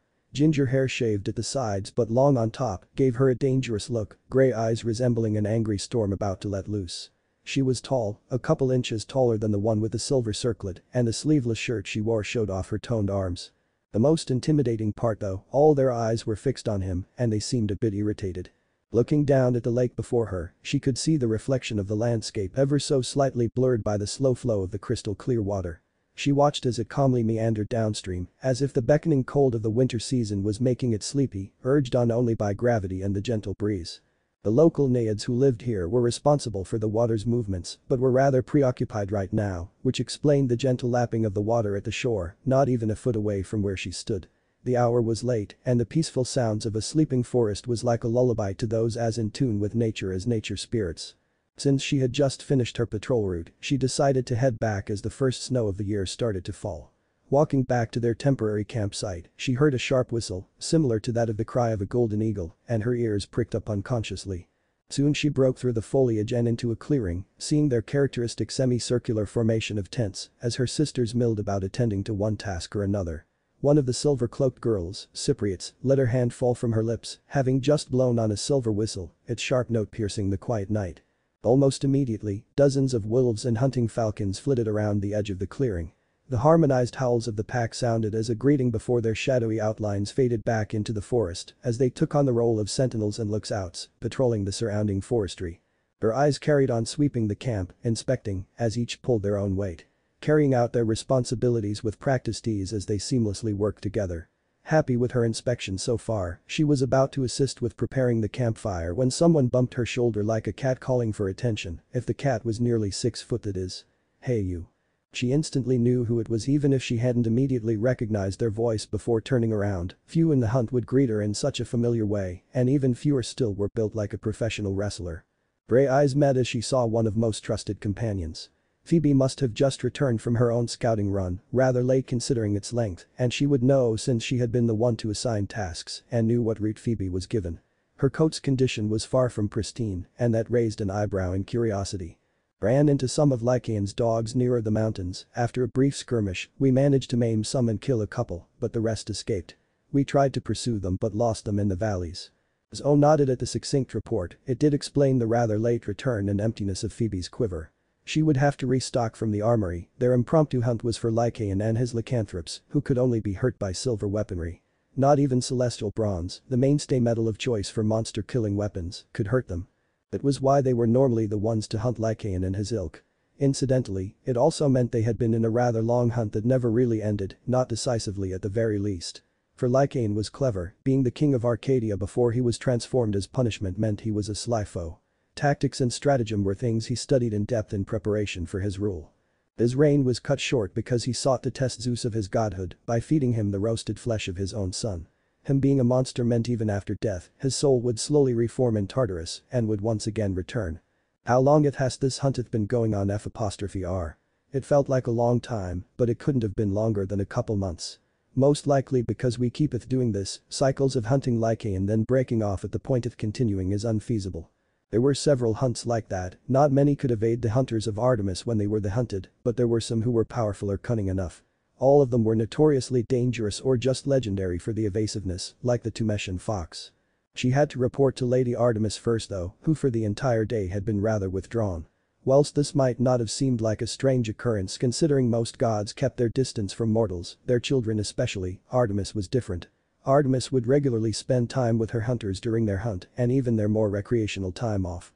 She normally took the form of 16-year-old girl, the average age appearance-wise of her hunters, to be less intimidating and more approachable by the younger girls who joined the hunt.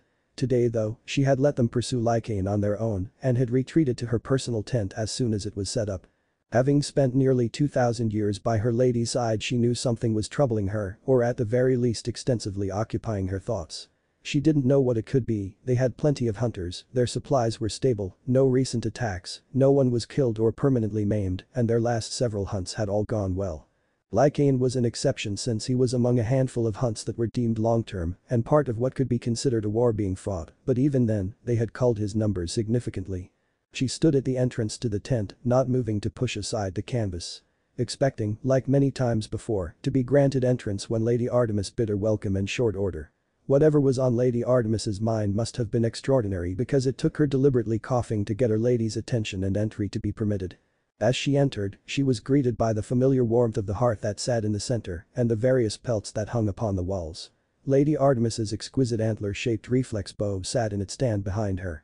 The only missing thing was the constant presence of the Cyrenian hind, who could normally be found by her lady's side, but for nearly a decade her lady's sacred animal was nowhere to be seen. Lady Artemis, 3 were brief skirmishes against Lycaon's ilk, but nothing decisive. We hast gathered Ivrian and hath calling off the hunteth. Campeth has been set up and dinner is about to starteth. Lady Artemis smiled fondly at her trusted lieutenant. It has been a while now Zoe, the way people speak has changed from what you are used to. Be sure to adapt to the changing times lest you find yourself stagnating in still waters. Zoe nodded in understanding, a frown marring her forehead. Much as she tried, linguistic habits die hard, it would take time to adjust to modern speech patterns. It had not been that long since everyone spoke the way she did. Lady Artemis let out a deep breath before seeming to gather her thoughts as she looked up at her trusted lieutenant. After dinner, I have an announcement to make and everyone will need to be present. Prepare yourself, I believe there will be discord when everyone hears the news. Zoe was rather confused now, her brow once again scrunching slightly in thought. All the hunters personally swore their loyalty to Lady Artemis for one reason or another, most because they were saved by Lady Artemis from horrible circumstances perpetrated by men. She tried to think of something that could possibly be contentious enough to sow such discord for even Lady Artemis to be concerned over, but nothing came to mind. As absorbed into her own thoughts as she was, she didn't notice Lady Artemis had already stood and was waiting by the entrance, holding the flap open. Come, let us enjoy the night. I believe Phoebe has managed to scour some fresh herbs, judging by the smell of the stew. Zoe shook her head, whatever it was, nothing could break their sisterhood. As she left the tent, she saw all her sisters were gathering around the campfire. They had experienced so much in all their long lives it was difficult to imagine what could possibly have Lady Artemis concerned. Dinner was a pleasant and more drawn-out affair, as today was the final day they would be pursuing Lycaon. As was tradition at the end of a hunt, they celebrated. Although the Lycaon hunt was unsuccessful, their original goal had been a flock of harpies, and that is what they were celebrating tonight. Whilst they didn't manage to kill Lycaon himself, they had trimmed his pack's numbers by a fair few and would force him to lay low as he recuperated. Tomorrow they would either take a break or dive straight into their next hunt. God, she hoped they would get a break. Much as she loved hunting with Lady Artemis and her sisters, the hunts they would go on were always challenging, packs of griffins, a chimera, a cyclops den to name a few. Amiable conversations mixed in with the occasional laughter bled into the night sky, the smoke from their offerings curling into the air as it drifted heavenwards. The sound of a lyre wafted through the clearing, a gentle tune being plucked accompanied by a soft humming, courtesy of Philino. Everyone was in a good mood tonight. The only reason they had started pursuing Lycaon was because a patrol of theirs had run into an errant group of his lycanthropes. They had just finished hunting a flock of harpies, so the timing was perfect. The hunt itself was less than perfect, but since their original hunt was a complete success, the failure to end Lycaon's pack was overshadowed. Rocky Mountains. She had spent the better part of the past couple days thinking about one thing in particular. It was nearly Nereid's 6th birthday. The month of September brought with it the first chills of colder times ahead, and the snow that capped the surrounding mountains were starting to grow. Being a moon goddess also meant she had a fantastic intuition when it came to the times of the year, who'd have thought. She wasn't sure there was any other way of telling her hunters besides telling them all at once, but it was the following questions and concerns that would inevitably be raised that she was unsure of how to respond to. Not telling them until they met him was a no-go, that was just asking for trouble, like stealing Lord Zeus's thunderbolt or letting a mortal drive the sun chariot. Bad endings all around. Perhaps she was worrying too much about it, perhaps she was overthinking the situation and her hunters would be content with it. But despite being a younger goddess compared to her other Olympian brethren, she was considered one of the more battle-hardened and wary ones. Should she be more heavy-handed or take a more withdrawn approach? She heavily disfavored outright ruling over her hunters by ignoring what they said, enjoying their individuality and independence, but if Nereid was rejected, the joining of a male to the hunt was always going to be a difficult issue, and certain hunters would be more vocal about their disagreement. The older ones tended to be more accepting, most had been around when Hippolytus had joined, and only 2 were there for Orion, so the overall opinion shouldn't be overtly negative. What concerned her the most would be the revelation of the parentage of Nereid. Most of her hunters had been with her for nearly a millennium at least, there were a couple newer members, but even they had been with her for several hundreds of years. It had been a long time since they had had new members join the hunt, the lack of casualties meant the hunt was at a decent size of 20 hunters. Although, technically, if they counted the numerous nature spirits like nymphs, dryads, nereids, naiads and osinids spread throughout the continent, then they had well over 100 members. But they didn't join the hunt in their adventures, instead acting as a network of informants and safehouses, providing supplies when they stopped by or were in the area. It just so happened there were a couple naiads here who were her followers, but she had sent them on a mission to try and locate Lycaon. She did not want a surprise attack from him since that would be devastating, and she most certainly did not want him to be near when she told her hunters about her son. As she looked around at the happy faces of her hunters, she tried to imagine what Nereid would be like if he was here right now. Cypriots would probably be the most open, seeing as she used to be a boy before I transformed her into a girl and had her join the hunt for seeing me bathing. Whilst she was the most open, she was also one of the most adamant that females were better than males. She might even try and convince Neri to be transformed into a girl. Considering her past, she had quite the experience when it came to arguing her side. Zoe would be alright despite her strict nature, she would give Neri a fair chance. Whilst she had a deep distrust of boys in general and men more so, she had lived a long life, and blind discrimination was something she abhorred. I suspect Philino would be much like Zoe, though she isn't as strict. She joined the hunt long before the whole drama about her half-sister Helen and subsequently her father's death by Menelaus upon his return home. As such, she didn't have bad experiences herself, given her status as royalty, but their travels around the world had given her an insight into the more undesirable men who sought to make others' lives a misery. The 12 nature spirits she had with her, an even mix of Osinids and nymphs, would be withdrawn at first, since they all had at least one bad experience with a persistent male before Artemis or another hunter stepped in. Hopefully they will give him a fair chance to prove he isn't like the rest, or maybe even actively take part in his education, so as to teach him, thus preventing him from turning out like the rest of the males in the world. The other side is that they will be the most vocal against him joining. Their more carefree sisters were more accepting of males, but the ones who joined her hunt tended to be more on the less tolerable side. Sarah was definitely not going to be okay with a male joining the hunt. Her father had been abusive, forcing her to use her limited control over the mist to help him lie and steal. It had been because of this that the hunters had found her. Her prolific use of the mist had caused monsters to flock to where she was. Thankfully, such activity had drawn enough attention that one of their more peripheral members had noticed and brought it to their attention. As soon as they dealt with the monsters and realized the situation, they had whisked her away and she had been with them ever since. Scathach was one of the newer members of the hunt, having picked her up while they had been on the western side of the mainland, on an island across the Black Sea called Ireland, and her reaction to Nereid was uncertain. She's never been unreasonably aggressive to boys whenever we come across them. And again, the last time we visited Camp Half-Blood, she held one of them at spearpoint for looking at her for too long. There had been a nasty incident where Melano, the goddess of ghosts, nightmares and madness, had gotten a little too active in England. Since the island nation across the channel was going through a rather industrious phase, it created the perfect environment for ghost stories, rumors, and nightmares to flourish. Several times already they had to go to the capital and tame the situation to a manageable level before something irrevocable happened. She had personally raised the issue in the last solstice, but Hades had ignored her, and Zeus had not heeded her warnings. Then there were Bradamante and Joan, they were from the western side of the mainland of the European continent and daughters of her brother Apollo. Both speaking the same language, they had quickly formed a close friendship and could often be seen sparring with their preferred weapons.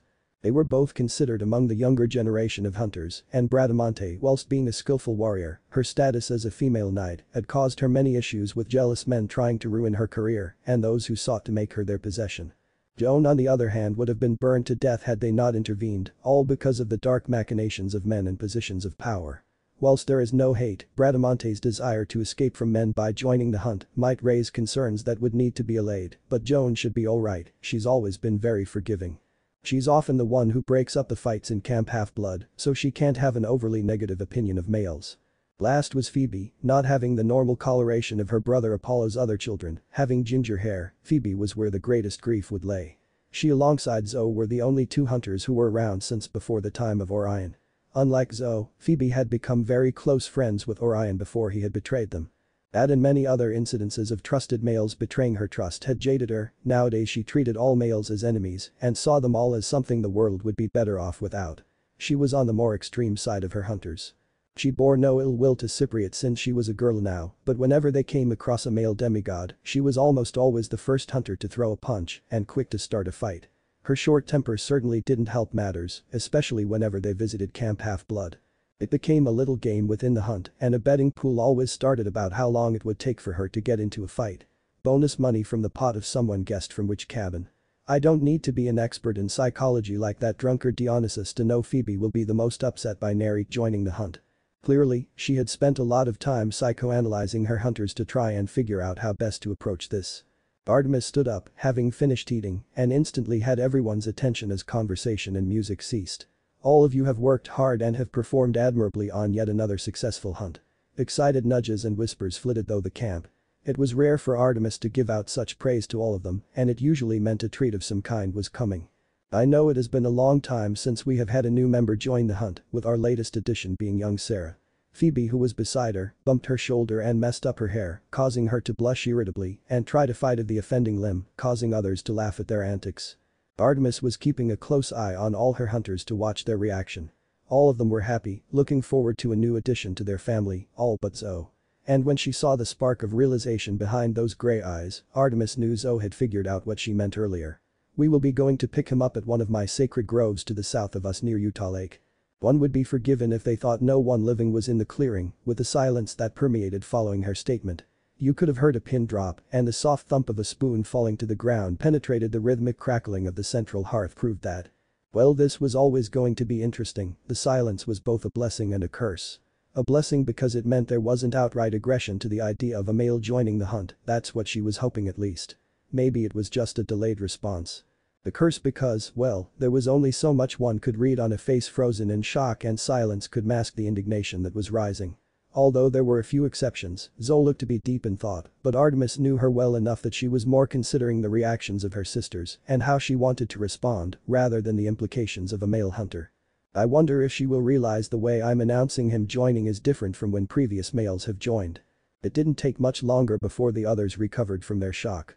Surprisingly, the Ocenid seemed mostly alright with it, although Randus looked to be the most upset by the news, judging by the grip she had on her spoon, while Nephel and Sikas talked in hushed tones.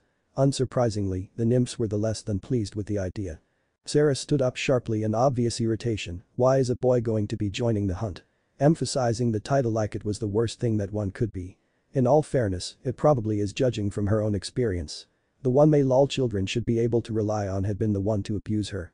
Nephel chipped in too, she was obviously confused, but there was less anger in her question, unlike Sarah, and she kept her voice level. What makes him so special that this boy should be allowed to join the hunt? How can we be sure he won't be like so many other men? This would not be the first time a male did join the hunteth.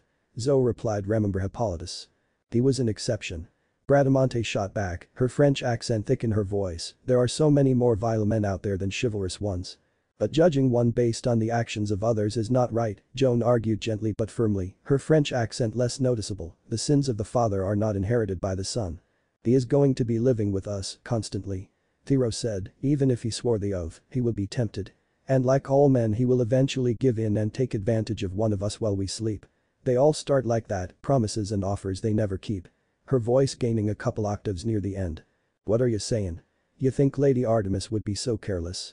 Scathach accused, the vestiges of her Irish heritage tinged her words, she would have inspected the moral fiber of such a candidate to ensure they were honorable before even considering offering them a place among us. Artemis watched the back and forth between her hunters. Noting how not a single one of her hunters brought up Orion though she could tell a couple of them almost did, holding their tongues before it could slip out. Most likely because they know to do so would lead them to questioning my judgment. Her hunters aligned in pretty much the way she had anticipated with a few exceptions. The Ocenids being alright was a bit surprising, but then again, they didn't have to deal with the satyrs like the nymphs and dryads did. Scathach was a bit of an outlier since before joining the hunt she had already sworn off male companionship and the few who approached her had wanted to make her their plaything, their trophy wife, due to her legendary skills as a warrior. But perhaps her having two proteges who were both males gave her a more positive outlook. That despite the overwhelming majority of the members of the opposite gender being unsavory people, that there were those who could be decent human beings. Villano's silence was telling, she obviously wasn't against the idea of a male joining, she once had younger brothers and maybe she missed that.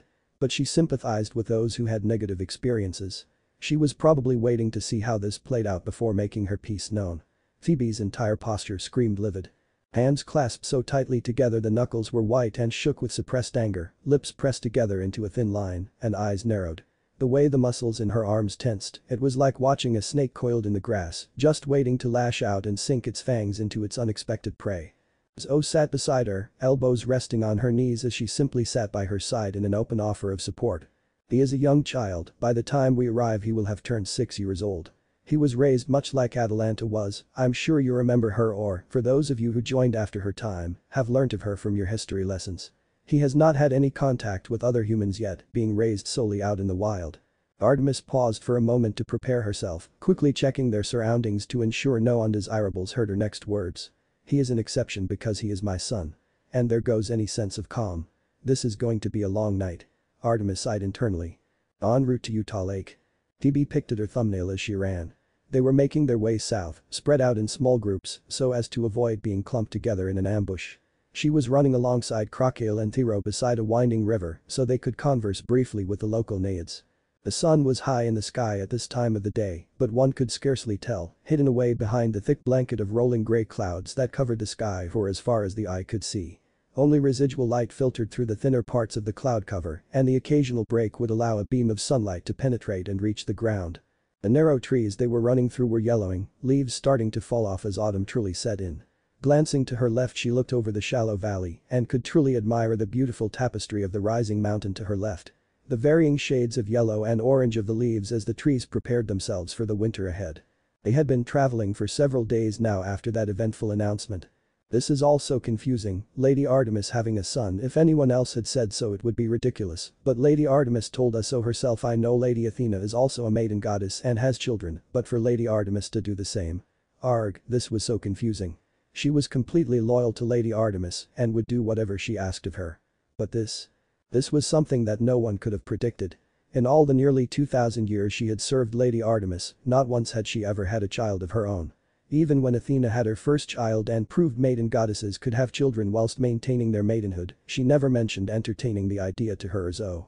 Men have been nothing but a pest to the lives of those around them. They promise what they cannot give and say what they do not mean. They would do anything to satisfy their urges and lust. She didn't always think this was the case. At first, she was just another hunter back when the group had first started. And then Orion had come along, such a skilled hunter, and his competitiveness meant she had gotten along well with him. Always egging each other on from one challenge to the next, trying to outdo the other. When he tried to woo Lady Artemis she was devastated, but she got over it. She didn't condemn all men just because one who she was close to turned out to be nothing but a wolf in sheep's clothing. Hippolytus had been a nice guy. At first, she was more cautious, once bitten twice shy. But his honest nature had stood the test of time, and she befriended him. She was even starting to consider him as a kind of younger brother with his inquisitive nature and love for reading, but Aphrodite had worked her wicked ways, and Artemis was forced to take Hippolytus out from the hunt. From then on it was downhill for Phoebe. All the male friends she made and thought she could trust had eventually proven that they had ulterior motives. Either wanting to better or to make one of her sisters break their oaths. Each deceitful male had eventually led her to become jaded to them all. But one did not become as old as she without having a strong moral fiber. No one lasted long in the hunt without a steady moral compass, lest Lady Artemis corrected them or expelled them from the hunt. She really disliked males, hated some of them, heroes in particular. But this boy, he was 6. 6 years old was not old enough to have been corrupted by men and their wicked ways, nor was it old enough to even have the notion of doing anything of the sexual sort with girls. Puberty was later in boys than in girls after all.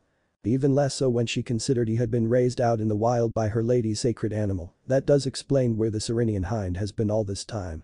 There were rumors the Cyrenian hind had been injured or even caught due to her extended absence. Whilst she didn't particularly believe that rumor, the fact the Cyrenian hind had been missing and Lady Artemis' refusal to talk about her for so long inevitably it led to rumors, since rumors were all they had. What other choice do we have? This child is Lady Artemis's son. If we sent him to the Amazons, he would be treated little better than a slave, a second-rate citizen. But if we sent him to Camp Half-Blood he would be taught and surrounded by those boys, and he would be corrupted to be just another hero. We can't just toss him out on his own. The only reason he's been safe is because Lady Artemis's sacred grove is protected, and even then, it cannot be without issues. As her thoughts whirled around in her mind, less of a mess than on that night but jumbled all the same, she was sure her sisters were also in a similar situation. She spoke to Thea and Thero after that night as they lay down and prepared to sleep. Originally, she had planned on not interacting with him at all and just wait for the inevitable attempt to woo or seduce her or her sisters, but they had spent a long time trying to convince her otherwise. She was still rather unimpressed and gave a non-committal grunt in response just so they'd go to sleep, which failed spectacularly. Apparently, they had spoken to Crocale, the oldest Osinids, and she convinced them to her side of thinking, which somehow involved them teaching the boy and raising him properly. From the impression Phoebe got, Thea and Thero were now fully committed to actively making sure this boy didn't turn out like so many of his gender. They had even tried to talk her into it. At the time she had replied with, maybe. And turned over in her bed, not wanting the conversation to continue. Unfortunately for her, Thea and Thero had kept talking and talking and talking and talking. Odds from the way they were going they would end up talking through the night. They had even started to plan out what they would teach the boy, and they hadn't even met him. She had half a mind to tell them to be quiet as her temper was starting to get the better of her, but she knew it would do little good. If anything, that would make them talk louder just to get a rise out of her. Those two were chatterboxes on a sugar rush with an unhealthy dose of prankster mixed in. Instead, she turned to face away from them and buried her head under her pillow and blanket. En route to Utah Lake. Things could have gone worse. Artemis was rather pleased with the way her hunters took the news.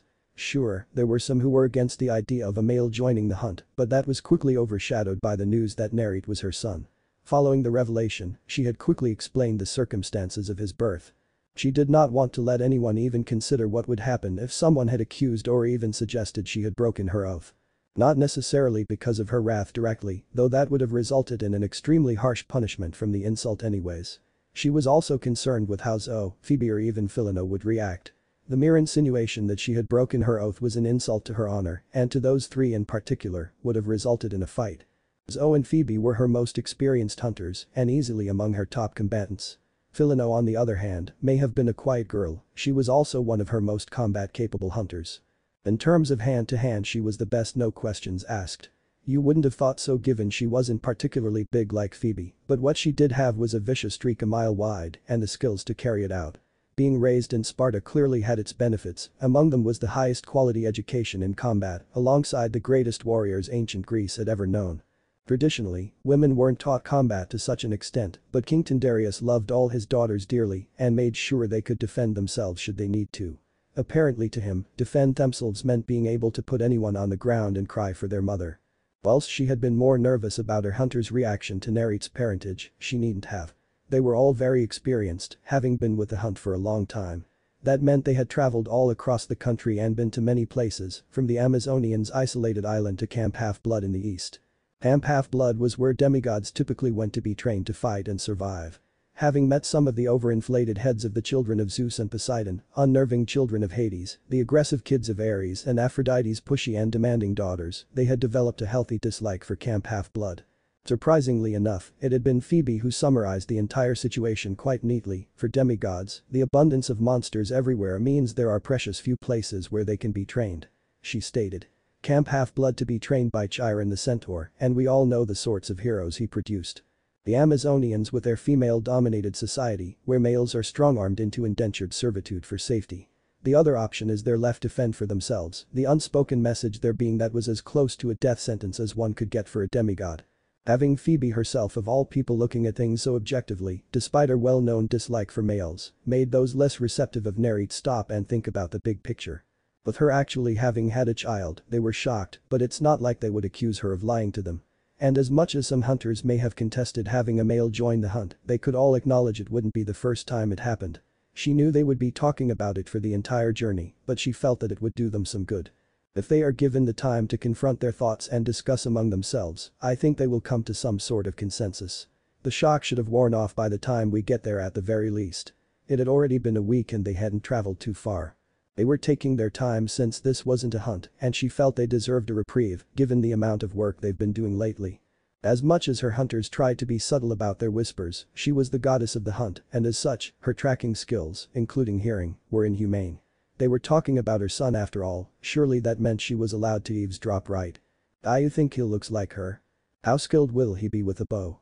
Only some of Apollo's kids are decent. Ha! You're being too kind, they suck at best. How come he's getting involved with all this now? Surely 6 is too soon. I'm certain Lady Artemis must have her reasons. Impatience is uncharacteristic of her. PSK, why are we even talking about this? Boys don't belong in the hunt. If he joins, does that mean Lady Artemis will have to stay away from us?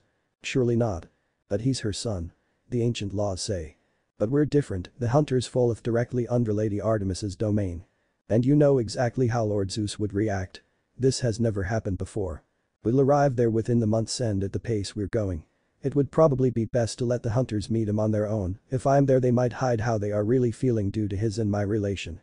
She hoped they got there soon. From what her sacred animal had said the last time they had talked, more monsters were starting to become attracted to her grove. Just a little longer, I wonder how much he has grown since I last saw him. Utah Lake. Naruto was understandably a bit shocked. This was the first time he saw another human after all. His mom visiting didn't count since she was a goddess. Turns out living in the forest and being raised by a deer the size of an overgrown bear leaned towards an isolated life and rather underdeveloped social skills. Who knew? So, forgive him if the first thing he did was not to say hi or greet them in any way shape or form, but to freeze like a deer caught in the open. They all looked rather annoyed, and the bows in their hands were probably out for a reason. Best not spook the scary girls who had dangerous sharp weapons in their hands. Little did Nereid know, but the hunters had to fight their way through several monsters in the surrounding forestry, and even more lurking at the boundary of the sacred grove as they tried to find a way past the barrier. A pack of Scythian Draconi, groups of Impausi, and even a sun dragon had to be taken out before they could cross the threshold. Nereid's eyes scanned back and forth at the large group arrayed before him, but he focused on one in particular. He noted they all wore clothes with a silver color scheme, and the faint glow they all had made one thing clear: these are my mother's hunters. Looks like someone woke up on the wrong side of the bed. He was looking at the tall ginger built like a professional wrestler. Her eyebrows were cinched together, and the thin line of her mouth made it very clear to Nereid she was just a tad on the miffed side, and her apparent target was him. Understatement of the century: she looks like I kicked her puppy. You're the hunters of Artemis. A faint smile tilted the lips of one of the girls. Yon is right, and thou art Nereid. That's a funny way of speaking. Didn't Sheikh what's his name right plays and talk like that? Snapping himself from his thoughts, he remembered his grueling lessons in proper manners from the Cyrenian hind chair. I am Nereid, son of Artemis. Somewhere in Colorado. Phoebe had just returned from another long patrol. Including tonight, this would be their third night where they hadn't moved camp. They were on the outskirts of a small town called Denver to replenish their supplies. The abundance of mortals and lack of any demigod presence meant even though they weren't moving as often as they normally would, they weren't being swamped by monsters left, right and center. She parted ways with Sarah, intending to grab something to eat when she heard a commotion. Looking up, she saw Zoe walking back into camp with Nereid in tow. Nereid looked rather worn out, his breathing deeper and more rapid than it usually was, and the emptiness of his quiver told her he had probably been in another lesson. The two parted ways, Nereid heading into his own tent, while Zoe was immediately accosted by Bradamante and Crocale. Wonder who they're talking about? She thought sarcastically, rolling her eyes with a huff. Not caring to stick around to listen in, unlike Thea who was not eavesdropping at all, she made her way to the campfire and grabbed some jerky. She stepped around Nefel who was sat down making more arrows. Just as she passed by Mara who was kneeling and collecting poppy seeds she left out to dry, she just so happened to accidentally bump her, causing her to tip forward and nearly face-plant the floor. Phoebe didn't stop to look at Mara, but she could feel her eyes drilling into the back of her skull and the sound of grinding teeth.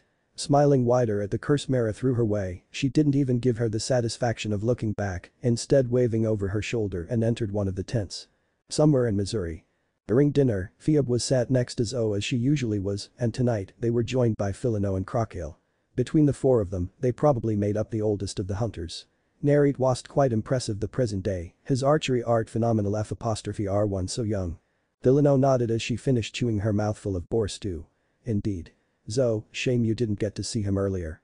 I was tutoring him the day before and he was a genius. His reflexes are quick and every punch or throw I teach him he learned nigh instantaneously.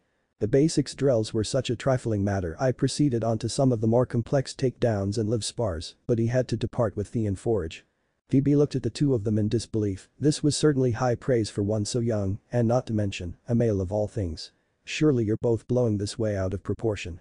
Zoe shook her head as he gently stirred her own bowl. I am not Phoebe, and after seeing his archery first-handeth I doubteth not Philino either. Somewhere in Minnesota.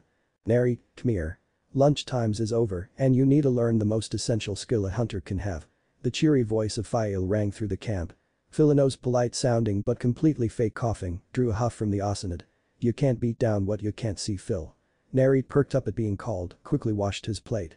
Again, something he was confused about using, but after another long drawn-out explanation, more like lecture. From Crocale he just went with it. Seemed like there were a lot of things he needed to get used to. Phoebe quickly got up, she had cleared all her tasks prior to this and made sure she had free time right now to allow her to see Nereid training herself. Fael. Hey, she greeted as she caught up, mind if I tag along? Fael was visibly confused, her dark blue eyebrows rising as her silence conveyed her unspoken question. I'm not a sexist bigot, okay? Look, I've been talking to the others and he seems alright. I just want to see how he does, you know. See what he's like before I talk to him. Please. Fael sighed, left hand going to her hip, her right combed through her hair as she leaned on her left leg. It'll be easier if you just talk to him, you know that right? At Phoebe's withering glare she held up her hands defensively. Alright, geez. I get it, bad history with dudes. But seriously, same here. Look at him though, he's a kid, he's 6. He doesn't even reach up to your hip for God's sake. He hasn't hit puberty yet, forget having a sex drive. Just promise me you'll actually talk to him, Kay. Maybe a lesson or something, I'm sure you can teach him a thing or two. No more of this avoiding and pretending he doesn't exist while asking everybody else what he's like routine. Her hand gesturing vaguely at her to emphasize the point. Procale said something along those lines as well just yesterday about seeing what he's like firsthand. Would it be the worst thing in the world to think he could be different? And if so many others say good things about him, but Orion was much the same, but he's a kid, and he's Lady Artemis's son, and his name is rather telling. Lady Artemis certainly had high hopes for him. With a resigned sigh she lifted her head, squared her shoulders, and faced Fael. Fine, I swear I will arrange a lesson between the two of us. Fael was one of the more easygoing Asanids in the hunt, her laid-back attitude and live and let live outlook meant she didn't hold a grudge. It also meant she was one of the first hunters to talk to Nereid since he was inducted into their ranks alongside Cypriots. Alongside Philino, Thero, Fael and Zo, she was one of the closest to Nereid. Fael nodded and looked about to respond, but her eyes shifted behind her as she said, took your sweet time Nereid. What were you doing, prettying up your hair? The teasing grin on her face morphing into a shit-eating one as Nereid scowled at her. Oh ha ha, very funny. He grumbled, a slight pout crossing his face as he crossed his arms. Phoebe stiffened at the voice, how did he manage to get so close to me like that? He barely made a sound and we're in the middle of the forest. And isn't he only just about to learn how to stalk properly now? She managed to restrain her instinctive urge to put some distance between them, instead, the only sign she was surprised was the slight tensing and the clenching of her fists. What we doing today? Nereid asked as he looked between Fael and Phoebe slightly confused. Normally when he was learning something it would be under the supervision of just one hunter, his favorite lessons so far were when he learned how to take care of the wolves and hunting falcons with Fael. It started off awkward and somewhat disheartening at first, since Fael was giving him a bit of a cold shoulder which struck somewhere deep in him. The cold and unwelcoming look she would give him like he an outsider, some sort of thing instead of a person, judging him by who she thought he was, rather than who he actually was. He figured it was because of the bad history between boys and the hunters, and he was like, the third guy ever to be allowed to join the hunter something. Who knew history could be so useful? The 50-50 chance he turned out to be trash or a decent person, he could kinda get how they felt. Keyword kinda. But instead of her attitude making him feel down or disheartened, he used it to drive him to change things, to make her see him for who he was, rather than who she thought he was. When he had promised to himself he wouldn't stop until he got her acknowledgement, he felt a comfortable warmth within him, and the strangest feeling that he'd been here before. It was like a niggling feeling at the back of his mind. It took a long time, lesson turned into days which turned into weeks which turned into months. Eventually Fael had just one day sat next to him as he was feeding the wolves, and they spent the rest of the time until lunch in comfortable silence. Before long Fael would often be found asking how Nereid was doing with his lessons and giving him tips on how to get better. Nereid was an observant kid, he liked to think so at least. And he knew that Phoebe was not a fan of his. Kinda like Fael was at first if he had to compare. He would have to be blind and deaf to not notice how she had avoided him, and it was why he was confused as to what she was doing here during one of his lessons. You're gonna be learning how to stalk. And no, not in a bad creepy way. To walk without making a sound, to keep a low profile so you don't get seen running around. Stuff like that, movement really. Should be easy since you already walk pretty quiet. Fael listed off, the side eye she gave Phoebe only seemed to aggravate the ginger next to her, and her shit-eating grin came back full force at Phoebe's reaction. As Fael taught Nereid, Phoebe couldn't help but agree with what Philino had said ages ago. Nereid did seem to have a knack for certain things. His movements were all so fluid, stepping off clear patches of grass, avoiding twigs which would have given him away, silently brushing past vegetation with barely a whisper, it was eerie. Done with so little visible effort and so naturally that it was like he had spent decades mastering the art. He didn't so much as trip or misstep a single time, no matter the obstacle course Fael designed in the tall swampy groves they were in. Weaving in and out of the vegetation so quickly it was like he was a shadow, his silver clothes blending into the shadows. It reminded her of a hunter with years of experience rather than just a novice. By the end of the day, when he was asked to catch a hare with his bare hands and he actually picked it up by its cruff, Phoebe was no longer surprised. Why don't we do this with cats?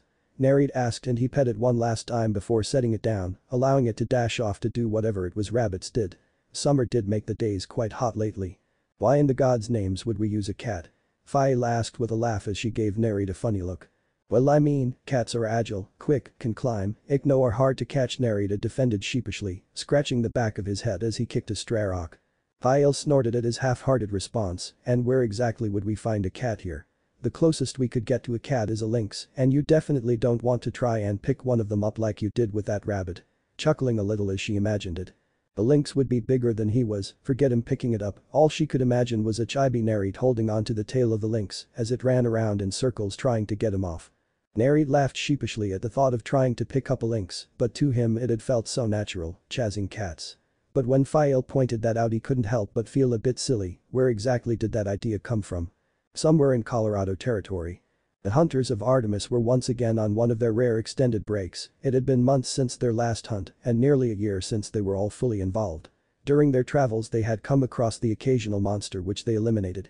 They tended to do these whenever they had new recruits who were in need of training in order to become capable of taking part, however minorly, in their usual hunts. This normally happened when a clear-sighted mortal or a rather young child was inducted into their ranks. In this case, it was the latter. This meant instead of moving camp every day like they would on a hunt they would move camp every couple days, no more than a week, and the hunts they did do were smaller in scale. This could happen as the presence of Lady Artemis releasing more of her godly power would scare away the monsters attracted to them had they stayed in a single location for long. Having Sarah use the mist to reduce their presence also helped hide them from monsters. Phoebe was troubled. It had been a while now and the new boy had yet to do anything to warrant her suspicion. If anything, he had been rather eager to learn and seemed to honestly want to get along with them all. She thought back to when they first met. Flashback. No one uttered a word, stunned silence followed the brief and simple introduction. This was the flesh and blood son of Lady Artemis, the first child of the goddess of the moon in recorded history. There was little they could do but gawk at the sight. Shorter than average for his age at around 3 feet 5 inches, pale skin with a healthy glow, and surprisingly long auburn hair that was loose, going just past where his shoulder blades should be. The most distinctive part of him that was obviously inherited from Lady Artemis were the eyes. Yellowy silver like the moon and 100% identical to Lady Artemis who had very conveniently and very obviously, deliberately left earlier that day, saying she had business to take care of. Fair Nereid, I am Zo, lieutenant of the hunters of Artemis. Cometh, 'tis timeth to depart. Monsters surroundeth us, and it wouldst beast a wasteth of timeth to square against them all. Bradamante muttered something under her breath, but an elbow from Joan silenced her. Nereid eyes flicked back and forth from one hunter to another before he nodded a little hesitantly. This is it, it's finally time to leave this forest. This place was my home, but at the same time, it wasn't. Always felt like something was missing. A place where someone still thinks about you is a place you can call home, and maybe I can have a home now I know they aren't mom's kids directly but maybe. Can I get my stuff from inside? It'll only take a minute he trailed off at the end, uncertain, they did seem to be in a rush and if there were monsters all around them, he really didn't want to stick around if the theogony was anything to go by. But he just couldn't leave his few belongings, it was worth more than all the treasures in the world. Quick, Phoebe shall help thee packeth, but we wilt leaveth immediately. Phoebe made a choking sound, but a hard look from Zo silenced her arguments to a grumble and she walked after Nereid, who had already dashed back into the cave. Phoebe was less than pleased but followed after him. She brushed aside the hanging vegetation and took in the homely but barely furnished cave. This is not the sort of place a child should be raised in, let alone in solitude. As much as she disliked males and was utterly loyal to Lady Artemis, even she had some disapproval for such Spartan living conditions. It's going to be a shock when he sleeps in an actual bed for the first time. Let alone the buildings that humanity seems so fond of building as of late. She thought as she eyed the pelts hung up in the corner like a hammock where he had undoubtedly slept.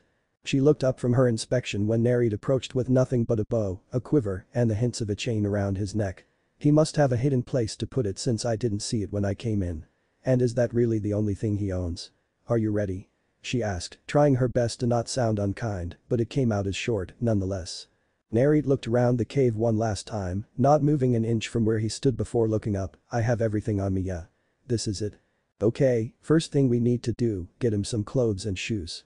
A tunic and being barefoot would turn heads no matter where he went. After they emerged from the cave, Zo looked over Nereid and raised her eyebrow in a silent question to Phoebe which she just shrugged at. Soon they were off, Nereid doing a decent job of running alongside them, even if they'd slowed their pace. They ran until Nereid was visibly worn out though he didn't complain, and he did last a lot longer than they had thought he would. They had covered a decent distance, and the monsters had retreated, their instincts warning them against further aggression. Probably the handiwork of Lady Artemis. To Phoebe it brought a sense of déjà vu, the last time a child could run like this was when Achilles was young back when Atalanta beat his father in a wrestling match all those years ago. Flashback end. She sighed, bringing her arm up to cover over her eyes. Evidently, he was unsure of how to interact with them at first. When they had gone about setting up camp, he had stood next to a tree and watched on, looking unsure and not knowing what to do. Opting instead to stay out of the way, not wanting to disturb them. But that quickly changed when she saw Cypriots had taken him along with her when she went patrolling. That was all she saw of him until dinner came and she saw him sat with her and Crocale. He looked more comfortable and even a little happy as they talked quietly among themselves. From what little she heard from eavesdropping, he talked about what it was like growing up and in return he asked about the hunt, them personally and of Lady Artemis. When it came to actually eating, he said something which nearly made her spit out her water. He didn't know what to do with a fork, asking why he couldn't just eat with his hands. Causing Philino, who was sat nearby, to actually choke on her food as Crocale spent the next half of an hour teaching him how to use all the cutlery. Strangely enough, it was chopsticks, the hardest cutlery to use in the world, that he seemed to know how to use instantly. Chopsticks. Even she wasn't as good as he was, and she had been practicing ever since Apollo had come back from his trip to the Far East. How unfair was that? Turned out Naruto was full of surprises. There were just some things he was so naturally good that it was almost as if he had been doing them for years. His perception and senses were incredibly sharp, noticing little details not long after they would. Whilst that on its own wouldn't be strange had they all been normal mortals, since all hunters received Artemis's blessing upon swearing the oath, it did raise a couple eyebrows. They all gained some divine powers like enhanced physicality and senses, eternal youth, the ability to talk to animals, and increased ability to use the bow and arrow from the blessing. Berneri, to not be far off from them, spoke volumes, not including him being untrained and young as he was.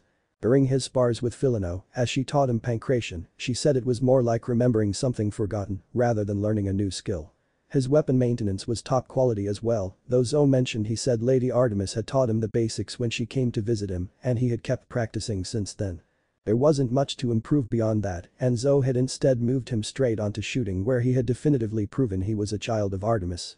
Soon enough, Phoebe decided she ought to maybe stop avoiding Naruto and pay more attention to him. Not by talking to him obviously, but by asking others who taught him of course, and maybe a little spying. She was expecting Naruto to be like all other male heroes, arrogant, selfish, yada yada, the works. But she was proven wrong. In all his lesson with various hunters, from Thean foraging and camping to Cypriots and ancient Greek history. He never gave anyone any perverse looks, nor did he prove to be anything but a diligent worker. Unless it came to more academic subjects, like literature, but even she could admit it was rather dry material, and it was no surprise that he tended to get distracted or even doze off. She even saw one time, Thero had to literally tie him down to a chair in order to teach him Greek literature. Hyperactivity was a common trait among demigods due to innate battle instincts, so the lack of ability to sit still for long periods of time was a foregone conclusion. He had the basics down, and when it came to everyday conversation, he was passable-ish, but he needed to learn about poetry and more refined speech too. And as she watched, Naruto had somehow managed to free himself, draw up a Cardani sign to take his place, and make himself scarce by the time Thero had finished writing out a passage from a speech by Hypatia and turned around. Of course, Phoebe could have foiled his entire plan then and there, but she was curious. Plus, she wanted to get back at Thero for sneaking that ghost pepper into her sandwich that one time, and the gobsmacked look of her face was a price well worth her silence. She nearly broke into fits of laughter at the vein that threatened to pop on Thero's forehead as she swore to herself in Greek, fitting considering the lesson, and ran off to chase her wayward student. Only just managing to contain herself when she had glared daggers at her, but bursting into laughter as soon as she was out of sight and well within hearing range.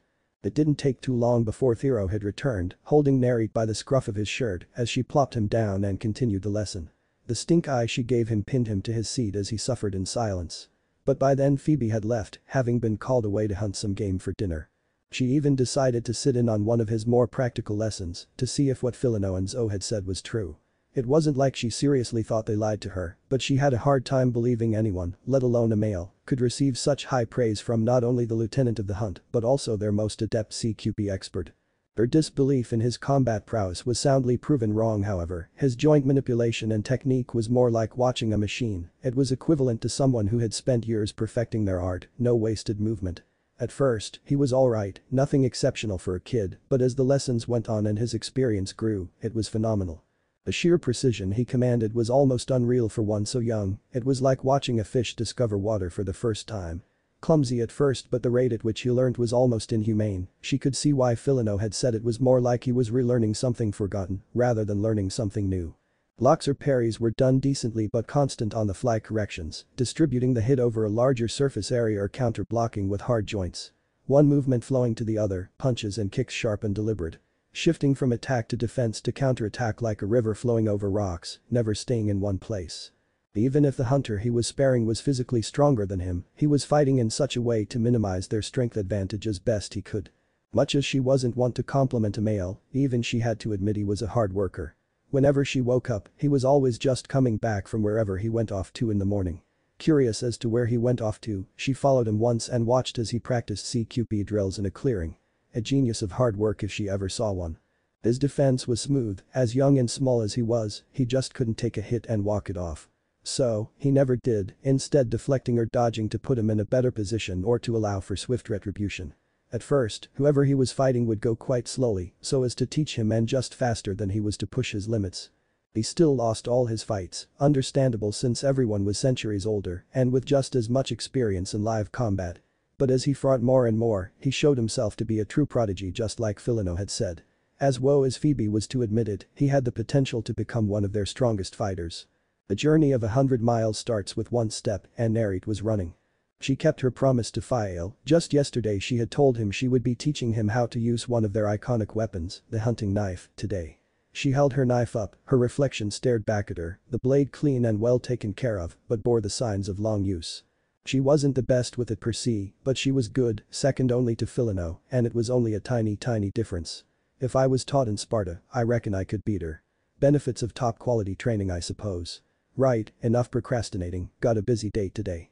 She twirled her knife around a couple times to warm up her hands before getting up. Once outside, she saw Naruto was just starting his breakfast, a couple fruits and some smoked meats from the jackalope last night. As she had instructed, he had left his bow back in his personal tent, no one was comfortable enough to share a tent with him and it was an unspoken thing that he would have his own. He only brought his hunting knife with him which sat in its sheath in front of him. She grabbed her breakfast before sitting opposite of him. Morning. He hurriedly swallowed his mouthful of orange before responding, morning, Phoebe. As I said yesterday, I'll be teaching you how to properly use the hunting knife. She said, unsheathing her own. Before we get on to the doing stuff, there's a bit of theory to know before we start. Naruto nodded, completely focused on her words which encouraged her to keep going. Dexterity is an important part of using the hunting knife. There's two ways to hold it, blade up in the direction of your thumb and blade down in the opposite direction. Showing him the different holds as she showed him. A faint smile gracing her lips as he mimicked her actions.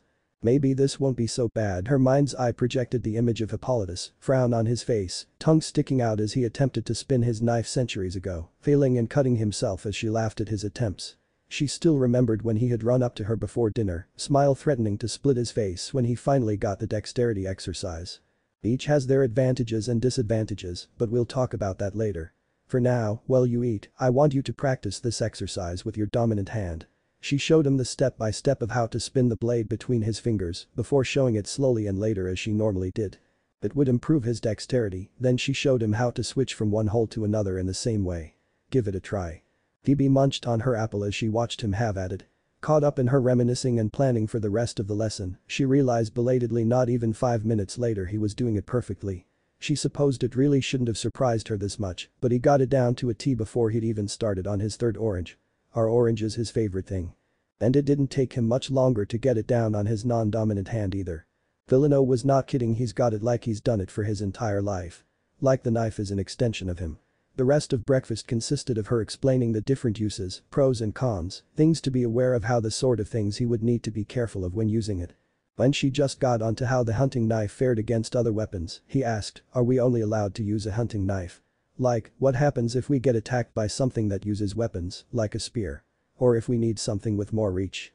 Phoebe looked at him strangely for a minute before it clicked in her head, you've never seen any of us sparring, have you?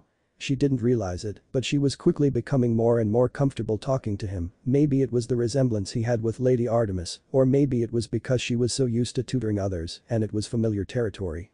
Whatever the case, she didn't feel any discomfort or intolerance towards him as the lesson went on. When he shook his head, she nodded in understanding. Then I can see where you're coming from. But long and short of it is no, we can use whatever weapon we want to. On top of the bow and hunting knife, Scathach uses a spear, Bradamante a lance, Philino's Ifos and Hoplon, and pretty much all of us are trained in using some other weapon. It's just rare that we have to use it while we're on a hunt. Sometimes we'll use bladed weapons, but the majority of the time our bows are enough to kill monsters. Although, we do use our own weapons quite frequently during Capture the Flag at Camp Half-Blood. When they'd both finished eating, they spent the rest of the morning sparring. With each spar, Phoebe would use different moves to highlight an error or specific technique to teach him. As the sun climbed higher, hunters who left earlier started to trickle into camp, finishing whatever they were doing. Phoebe was a lot more comfortable than she thought she could ever be with a male. Not once did Neri do anything remotely perverse, and he had such an honest, hard-working, give-it-your-all attitude that she knew pretty quickly he wasn't the sort to go back on his word or break his promises. She was breathing slightly harder than when they had started, but Neri was openly panting, shoulders hunched forward, a thin sheen of sweat on his forehead. He tied his hair back to keep it out of his face when Phoebe had used it as leverage to force him into a knife hold. That thoroughly unpleasant yanking of his scalp was lesson learned, and he wouldn't have his hair loose again in a fight ever again if he could help it. Strangely enough, he didn't complain about having long hair in the first place, and Phoebe didn't push it. Wasn't her business how he decided to have his hair. Zoe had just exited Lady Artemis's tent when she saw something which she thought would take the fates directly intervening before it happened. Phoebe was talking, and by the looks of it quite happily, with a boy. Whether Phoebe knew it or not, she had a small smile of her face as she shared anecdotes to narrate about the uses of the hunting knife and the many times her life had been saved by it. During dinner, Zoe was once again sat by Phoebe, but this time they were alone. The cheerful and companionable atmosphere of dinner permeated the camp, the hearth at the center glowed brightly, unseen to all was a little girl with a simple brown cloak who eased her way gracefully past everyone unseen. Settling herself down to gently tend the fire with a poker, nodding to Artemis, a serene smile on her face as she enjoyed the atmosphere and studied her grandnephew. "Hadst excitement the present day, didn't we?" Zoe said with a knowing smile as she nudged Phoebe. "What makes you say that?" "I did see this morning, passed by thy lesson on mine own way back from patrol." The smile turning into a grin as Phoebe's cheeks turned slightly pink. "Yeah, alright, whatever, he's got talent like you said," Phoebe admitted, huffily biting into her bread. "Not just yawned, they know it yourself. Neri's different." "Fine, okay, I was wrong," Phoebe conceded with a sigh, "he's a good kid. Let's hope he stays that way, but with the way Crocodile is acting I doubt he'll go astray.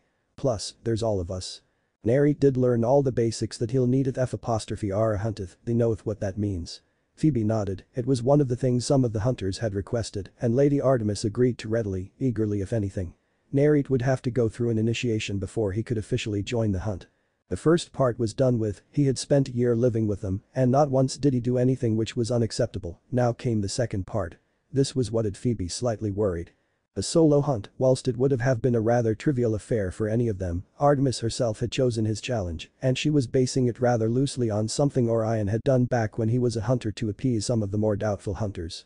Given Lady Artemis's competitive spirit, needless to say, Neri being the ripe old age of 7, caused Phoebe to have some reason to worry about his chances of success.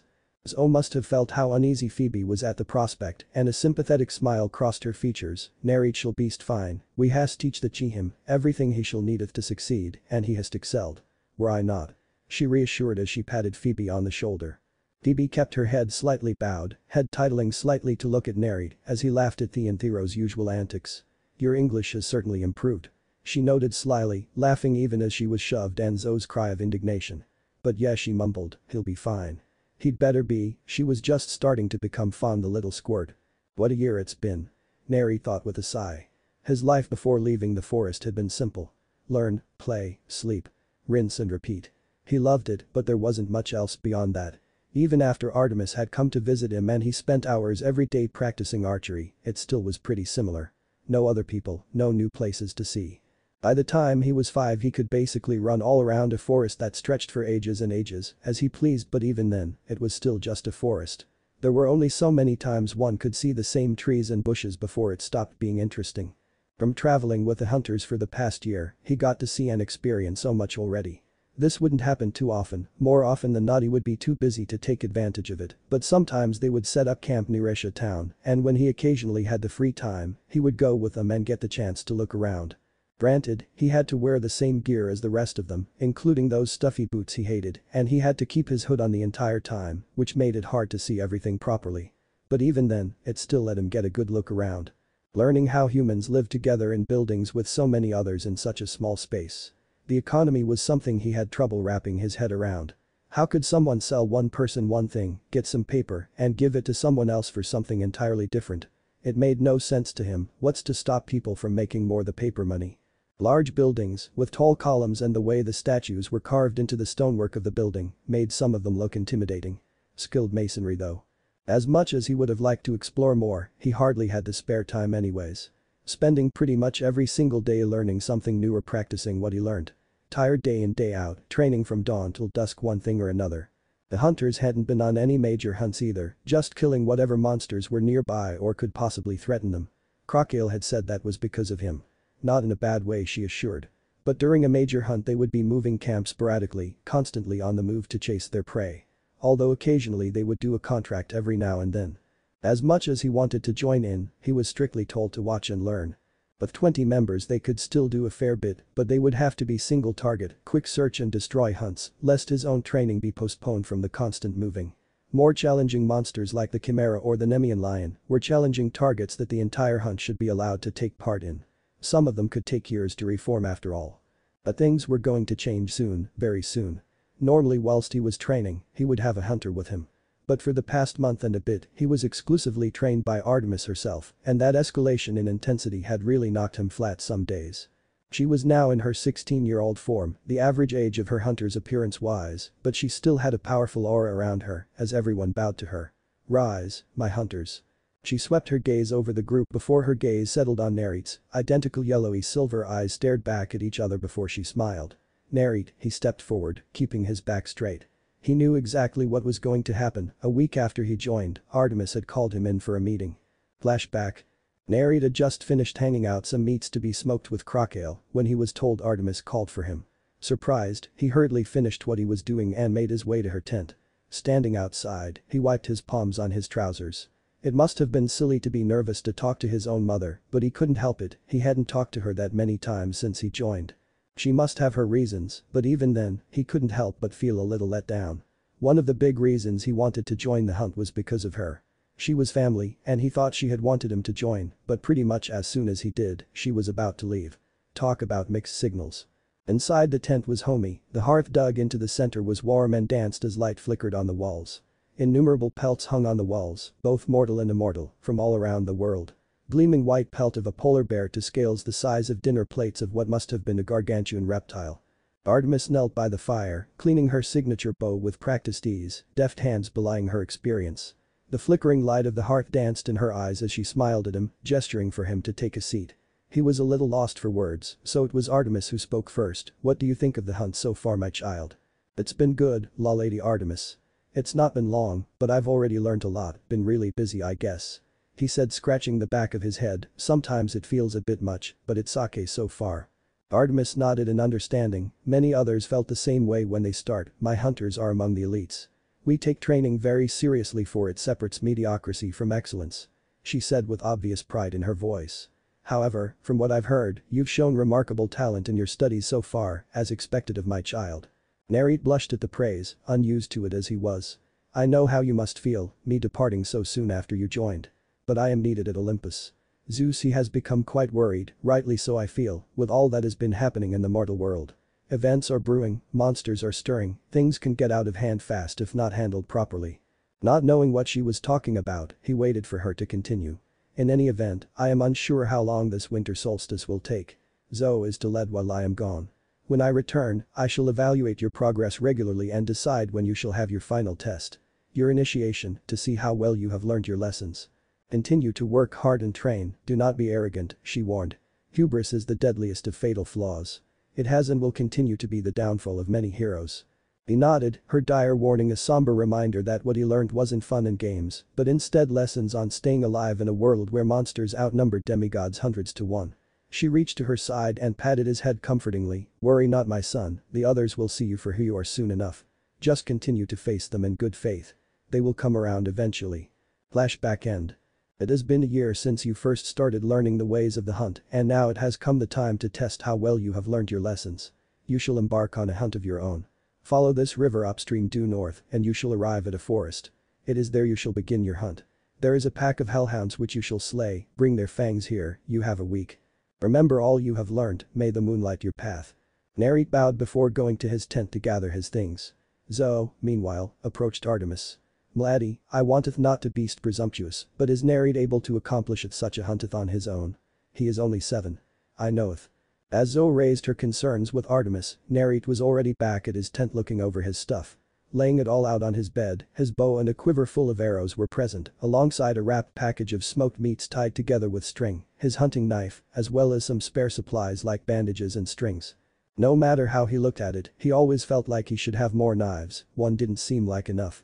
He was a little nervous. Hellhounds were one of the more common monsters demigods faced, but they were still dangerous and could become one of the deadliest if left unchecked. Starting off at the size of a large mastiff, they grew rapidly, so most were the size of a grizzly bear, but as they got older, they could be as tall as 2 meters or even larger. The older ones had the ability to travel in the shadows like the children of Hades, becoming stronger and more aggressive at night. What a troublesome opponent, it stood as a wonderful counter to the heightened senses he got when the moon was out. Once he finished strapping everything on, he tucked his pendant into his shirt and headed out. Somewhere in Yellowstone Mountain several days later. Wind whipped past him, his legs pumping like a well-oiled machine as they worked hard to propel him further, faster, quicker. Despite the pace and urgency with which he ran, he kept his breathing steady as he could, that is. Sweat trickled down his neck, the cool night air made the trail left behind tingle. Despite his fear, he kept a clear head. He knew if he didn't, it would find him. And it would kill him. It was a dark night, a new moon. Even without the natural light to guide his way, he still managed to keep his footing. He kept his eyes wide open, constantly scanning his surroundings, his awareness sharp to watch out for his quarry. The stars did their best to provide what little clarity they could. He zigzagged and doubled back to leave false tracks. No matter what he did, it would always see through it, eventually finding its way back on his tail. He didn't know how it was doing it, the longest he had managed to evade it was an hour, and that was nowhere near enough time to get back to the others. He was starting to run out of options, no one could keep running forever, and he was no exception. His legs were starting to burn, his eyes felt sore. He slowed down, signs of fatigue starting to show themselves, and still he made no sound. His footfalls remained silent, movement so deeply ingrained from hours of repeated practice, it was almost second nature. He came across a fairly deep river which led further downstream. The stones at the banks of the river were slick with water as the water lazily swept past, carried along by the current. He dashed across, making sure to not touch the water and leaving more obvious and heavy footprints on the opposite bank. As soon as he reached the foliage on the other side, he doubled back, making sure to step only where he had previously and slid into the water soundlessly. Hiding behind a half-submerged boulder, he waited. The cool water felt heavenly on his burning legs, but it was numbing his fingers and made his breath hitch as the cold bit into his torso. His clothes were magically reinforced, no amount of water could get through it, but it wasn't airtight. Water slipped through the cracks and the large tears in his side. He could feel his heart hammering away, thumping so loudly in his ears he was worried it would hear him. Hopefully the water would muffle anything it could hear from him. In the otherwise silent night, a slithering sound rasped out, making his hairs stand on end. Come out wherever you are, little demigod. I grow weary of this foolish chase. A gentle, motherly voice spoke, clear as day. How she managed to speak with teeth like she did creeped Narite out on so many levels. Sweet and soft as a lullaby, the perfect voice to soothe and comfort a child. All the more ironic considering her crimes. The foul sour smell pervaded his nose, but he kept his breathing steady and silent, unwilling to move an inch. A shadow passed over him, she must be using the boulder as a perch. The blurry shadow on the river outlined her monstrous figure. Human from the waist up, a monster serpent down, easily 10 meters long. A tongue darted out, thin and forked as it flicked around to taste the air around it. Seeking its prey, seeking him. A frustrated hiss showed his brief success at evasion as she moved swiftly away, but she would be back. She could track him no matter where he went, and he was running out of options. Day 1 of initiation. Narite had set out as soon as he gathered everything he would need. He knew his initiation would be tough, but he believed in himself and in the lessons he learned. He spent the rest of the day just getting to the forest where he would start his hunt. He woke early, looking through the forest in the hopes of running across some tracks he could use or evidence of hellhound activity. It was hardly a good way to track, but he didn't have anything else. His nose was nowhere near as sensitive as the wolves', so he couldn't just sniff them out. Hellhounds tended to be less active during the day too, so listening for ongoing activity was also out of the equation. There was a chance they would be attracted to him since he was a demigod, but sitting around all day was hardly a good use of time. He ran slowly, eyes darting about as he took in every little detail around him to try and find his targets. With the sun at its highest point, he decided to climb a tree and catch a couple hours of sleep. Hopefully he would have more luck at night. The sun soon finished its descent as dusk took hold. Narit blinked away sleep before he checked his surroundings. He wasn't tired, a couple hours of sleep were all he needed to rest, and he was off again. He stumbled across a clearing with all the hallmarks of a messy kill. Blood splattered the floor, staining the grass dark red as the dried blood soaked into the ground like a macabre fertilizer. There were splotches here and there, huffed footprints jumbled about alongside torn-up patches of grass, painted a picture of a struggle to him. Shreds of fur littered the ground in patches, no doubt from where the hellhounds had torn their prey to shreds. Flattened grass heading east alongside blood marks meant they must have dragged their prey elsewhere. Alongside the flattened grass he saw the paw prints. The largest ones were the size of his head, probably the alpha. Gouges in the ground, undoubtedly dug by long dagger-like claws able to eviscerate prey with ease. Smaller and the varied sizes of the tracks nearby all heading in the same direction indicated the hellhound had at least 2 pack members, possibly more. Some paw prints were more defined, the 4 leading toes, and in some of the cases a 5th toe pointing the opposite direction, could also be seen. No doubts here, this was definitely made by a pack of hellhounds. No local canines are large enough to have made these tracks. He followed the tracks for as long as he could, eventually finding the carcass they left behind. The bones stood out stark white against the rotting flesh and clotted blood. The ribsage pointed upwards like demented teeth looking to take a bite out of anything that came near. Flies buzzed about as they feasted of the scraps left behind. Narit covered his nose, wrinkling it in distaste. What a waste, the fur and horns could have been used had the hunters killed it instead. Glassy eyes stared back at him as he looked around to try and find signs of where the pack had headed off to next. After some searching around, he eventually found something useful that pointed him due northeast. Taking off once again in pursuit, he ran through the night. Despite the lack of moonlight, he still found that he was able to clearly make out the forest floor. Day 2 of initiation. It took another day of searching before he caught the most recent signs of the hellhounds. This time the blood was fresh, not having had time to dry. They must have killed this today. He placed his hand atop one of the tracks before sniffing the tracks. Scents were normally near impossible for a human to detect, and only those with years of training were able to pick up anything left from more than a day. Narit, with his enhanced smell, was much more capable. He unslung his bow from his back as he notched an arrow, not drawing the arrow back as he silently ran after his quarry. A deep throaty growl came up ahead, keeping in mind to stay low to the ground to stay hidden, he crept forward to get a better view. And Crocale complains about my table manners, she should look at his. He thought, watching the 2-meter-tall hellhound take a chomp out of the bison. Ribs and meat all being pulverized as it was crushed between those powerful jaws, the smaller hellhounds were little better. Tearing into the carcass with rabid enthusiasm as they jostled for the best parts. Little was left when they had finished their meal and moved on. He remembered his history lessons from Cypriots, much as he disliked studying. Divide and conquer. If you are fighting a numerically superior foe you have 2 options. One is to do what Hannibal did at Cannae and envelope your enemies, steady center and strong flanking attacks. The other is to do what Fabian did, which is the tacticus hunters normally use. Loath as I am to use men as examples, Cypriot sighed, but their stratagems are what we care about, not the men.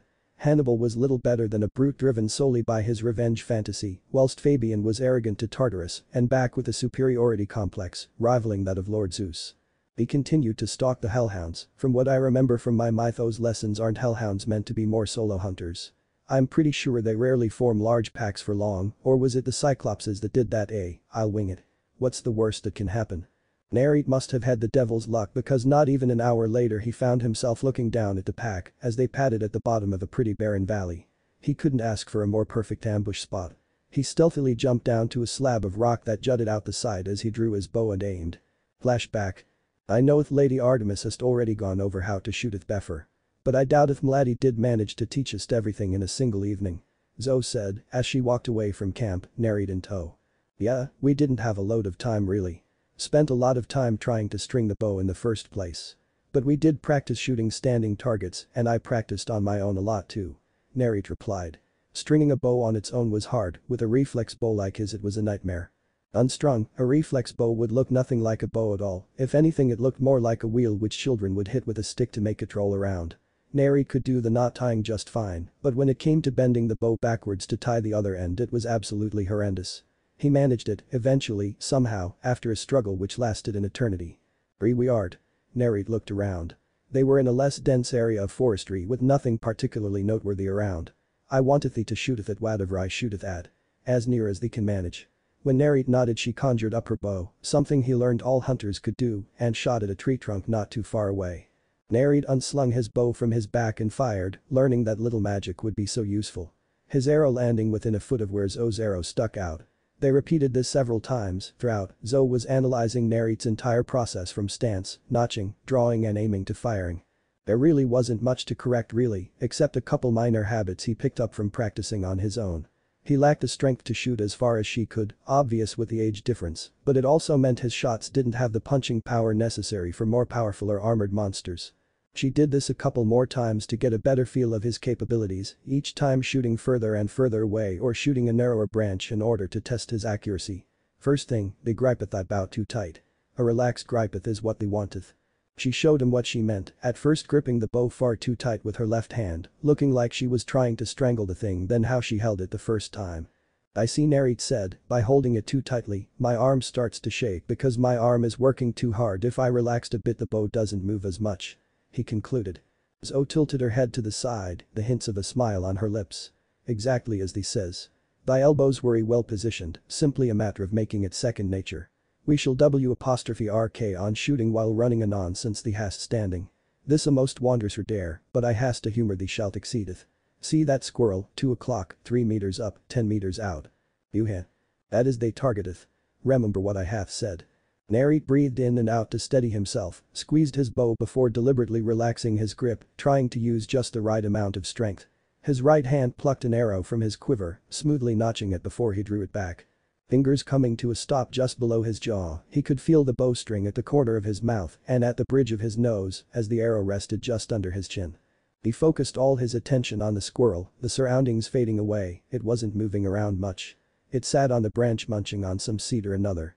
He could feel the tension in the string as he kept it drawn, the weight it put on his left arm as it worked to keep the bow where it was, while his right bent the string back. The muscles in his back contracting to pull his shoulder back, this time there was no shaking. A soft breeze flitted through the air, brushing his loose hair and ticking his temple. The warmth from the sun was welcome and tingled a little on his hands, the sleeves of his shirt protected his arms from the rays of the sun. He let loose. The string he held was pulled forward by the force of the bow, as the tension he held was released, transferring the energy into the arrow. Flying straight, the stiff feathers on the end of the arrow stabilized the arrow's flight by exploiting the air resistance on objects traveling at high speeds. As the arrow rapidly closed in on its target. Flash back end. The arrow struck true, straight into the base of the neck through its throat where the trachea would be, popping out the other side. And who said learning biology was useless? He snickered to himself at the irony. He hated studying. He only knew what that was because of biology lessons hammered into his head, let's just say he wasn't the most studious of pupils. The only reason he had managed to learn as much as he did was because instead of just learning the boring way, they had started dissecting animals and looking at it in real life. Some people learned by doing, some by reading. Narite was firmly in the former. It didn't even get a chance to howl a warning before the fatal shot dispersed its soul as golden powder littered the floor. 1 down, 3 to go. The other 3 hellhounds noticed one of their members had died and ran. The end. Thanks for watching, also remember to subscribe and like this video. See you in the next video.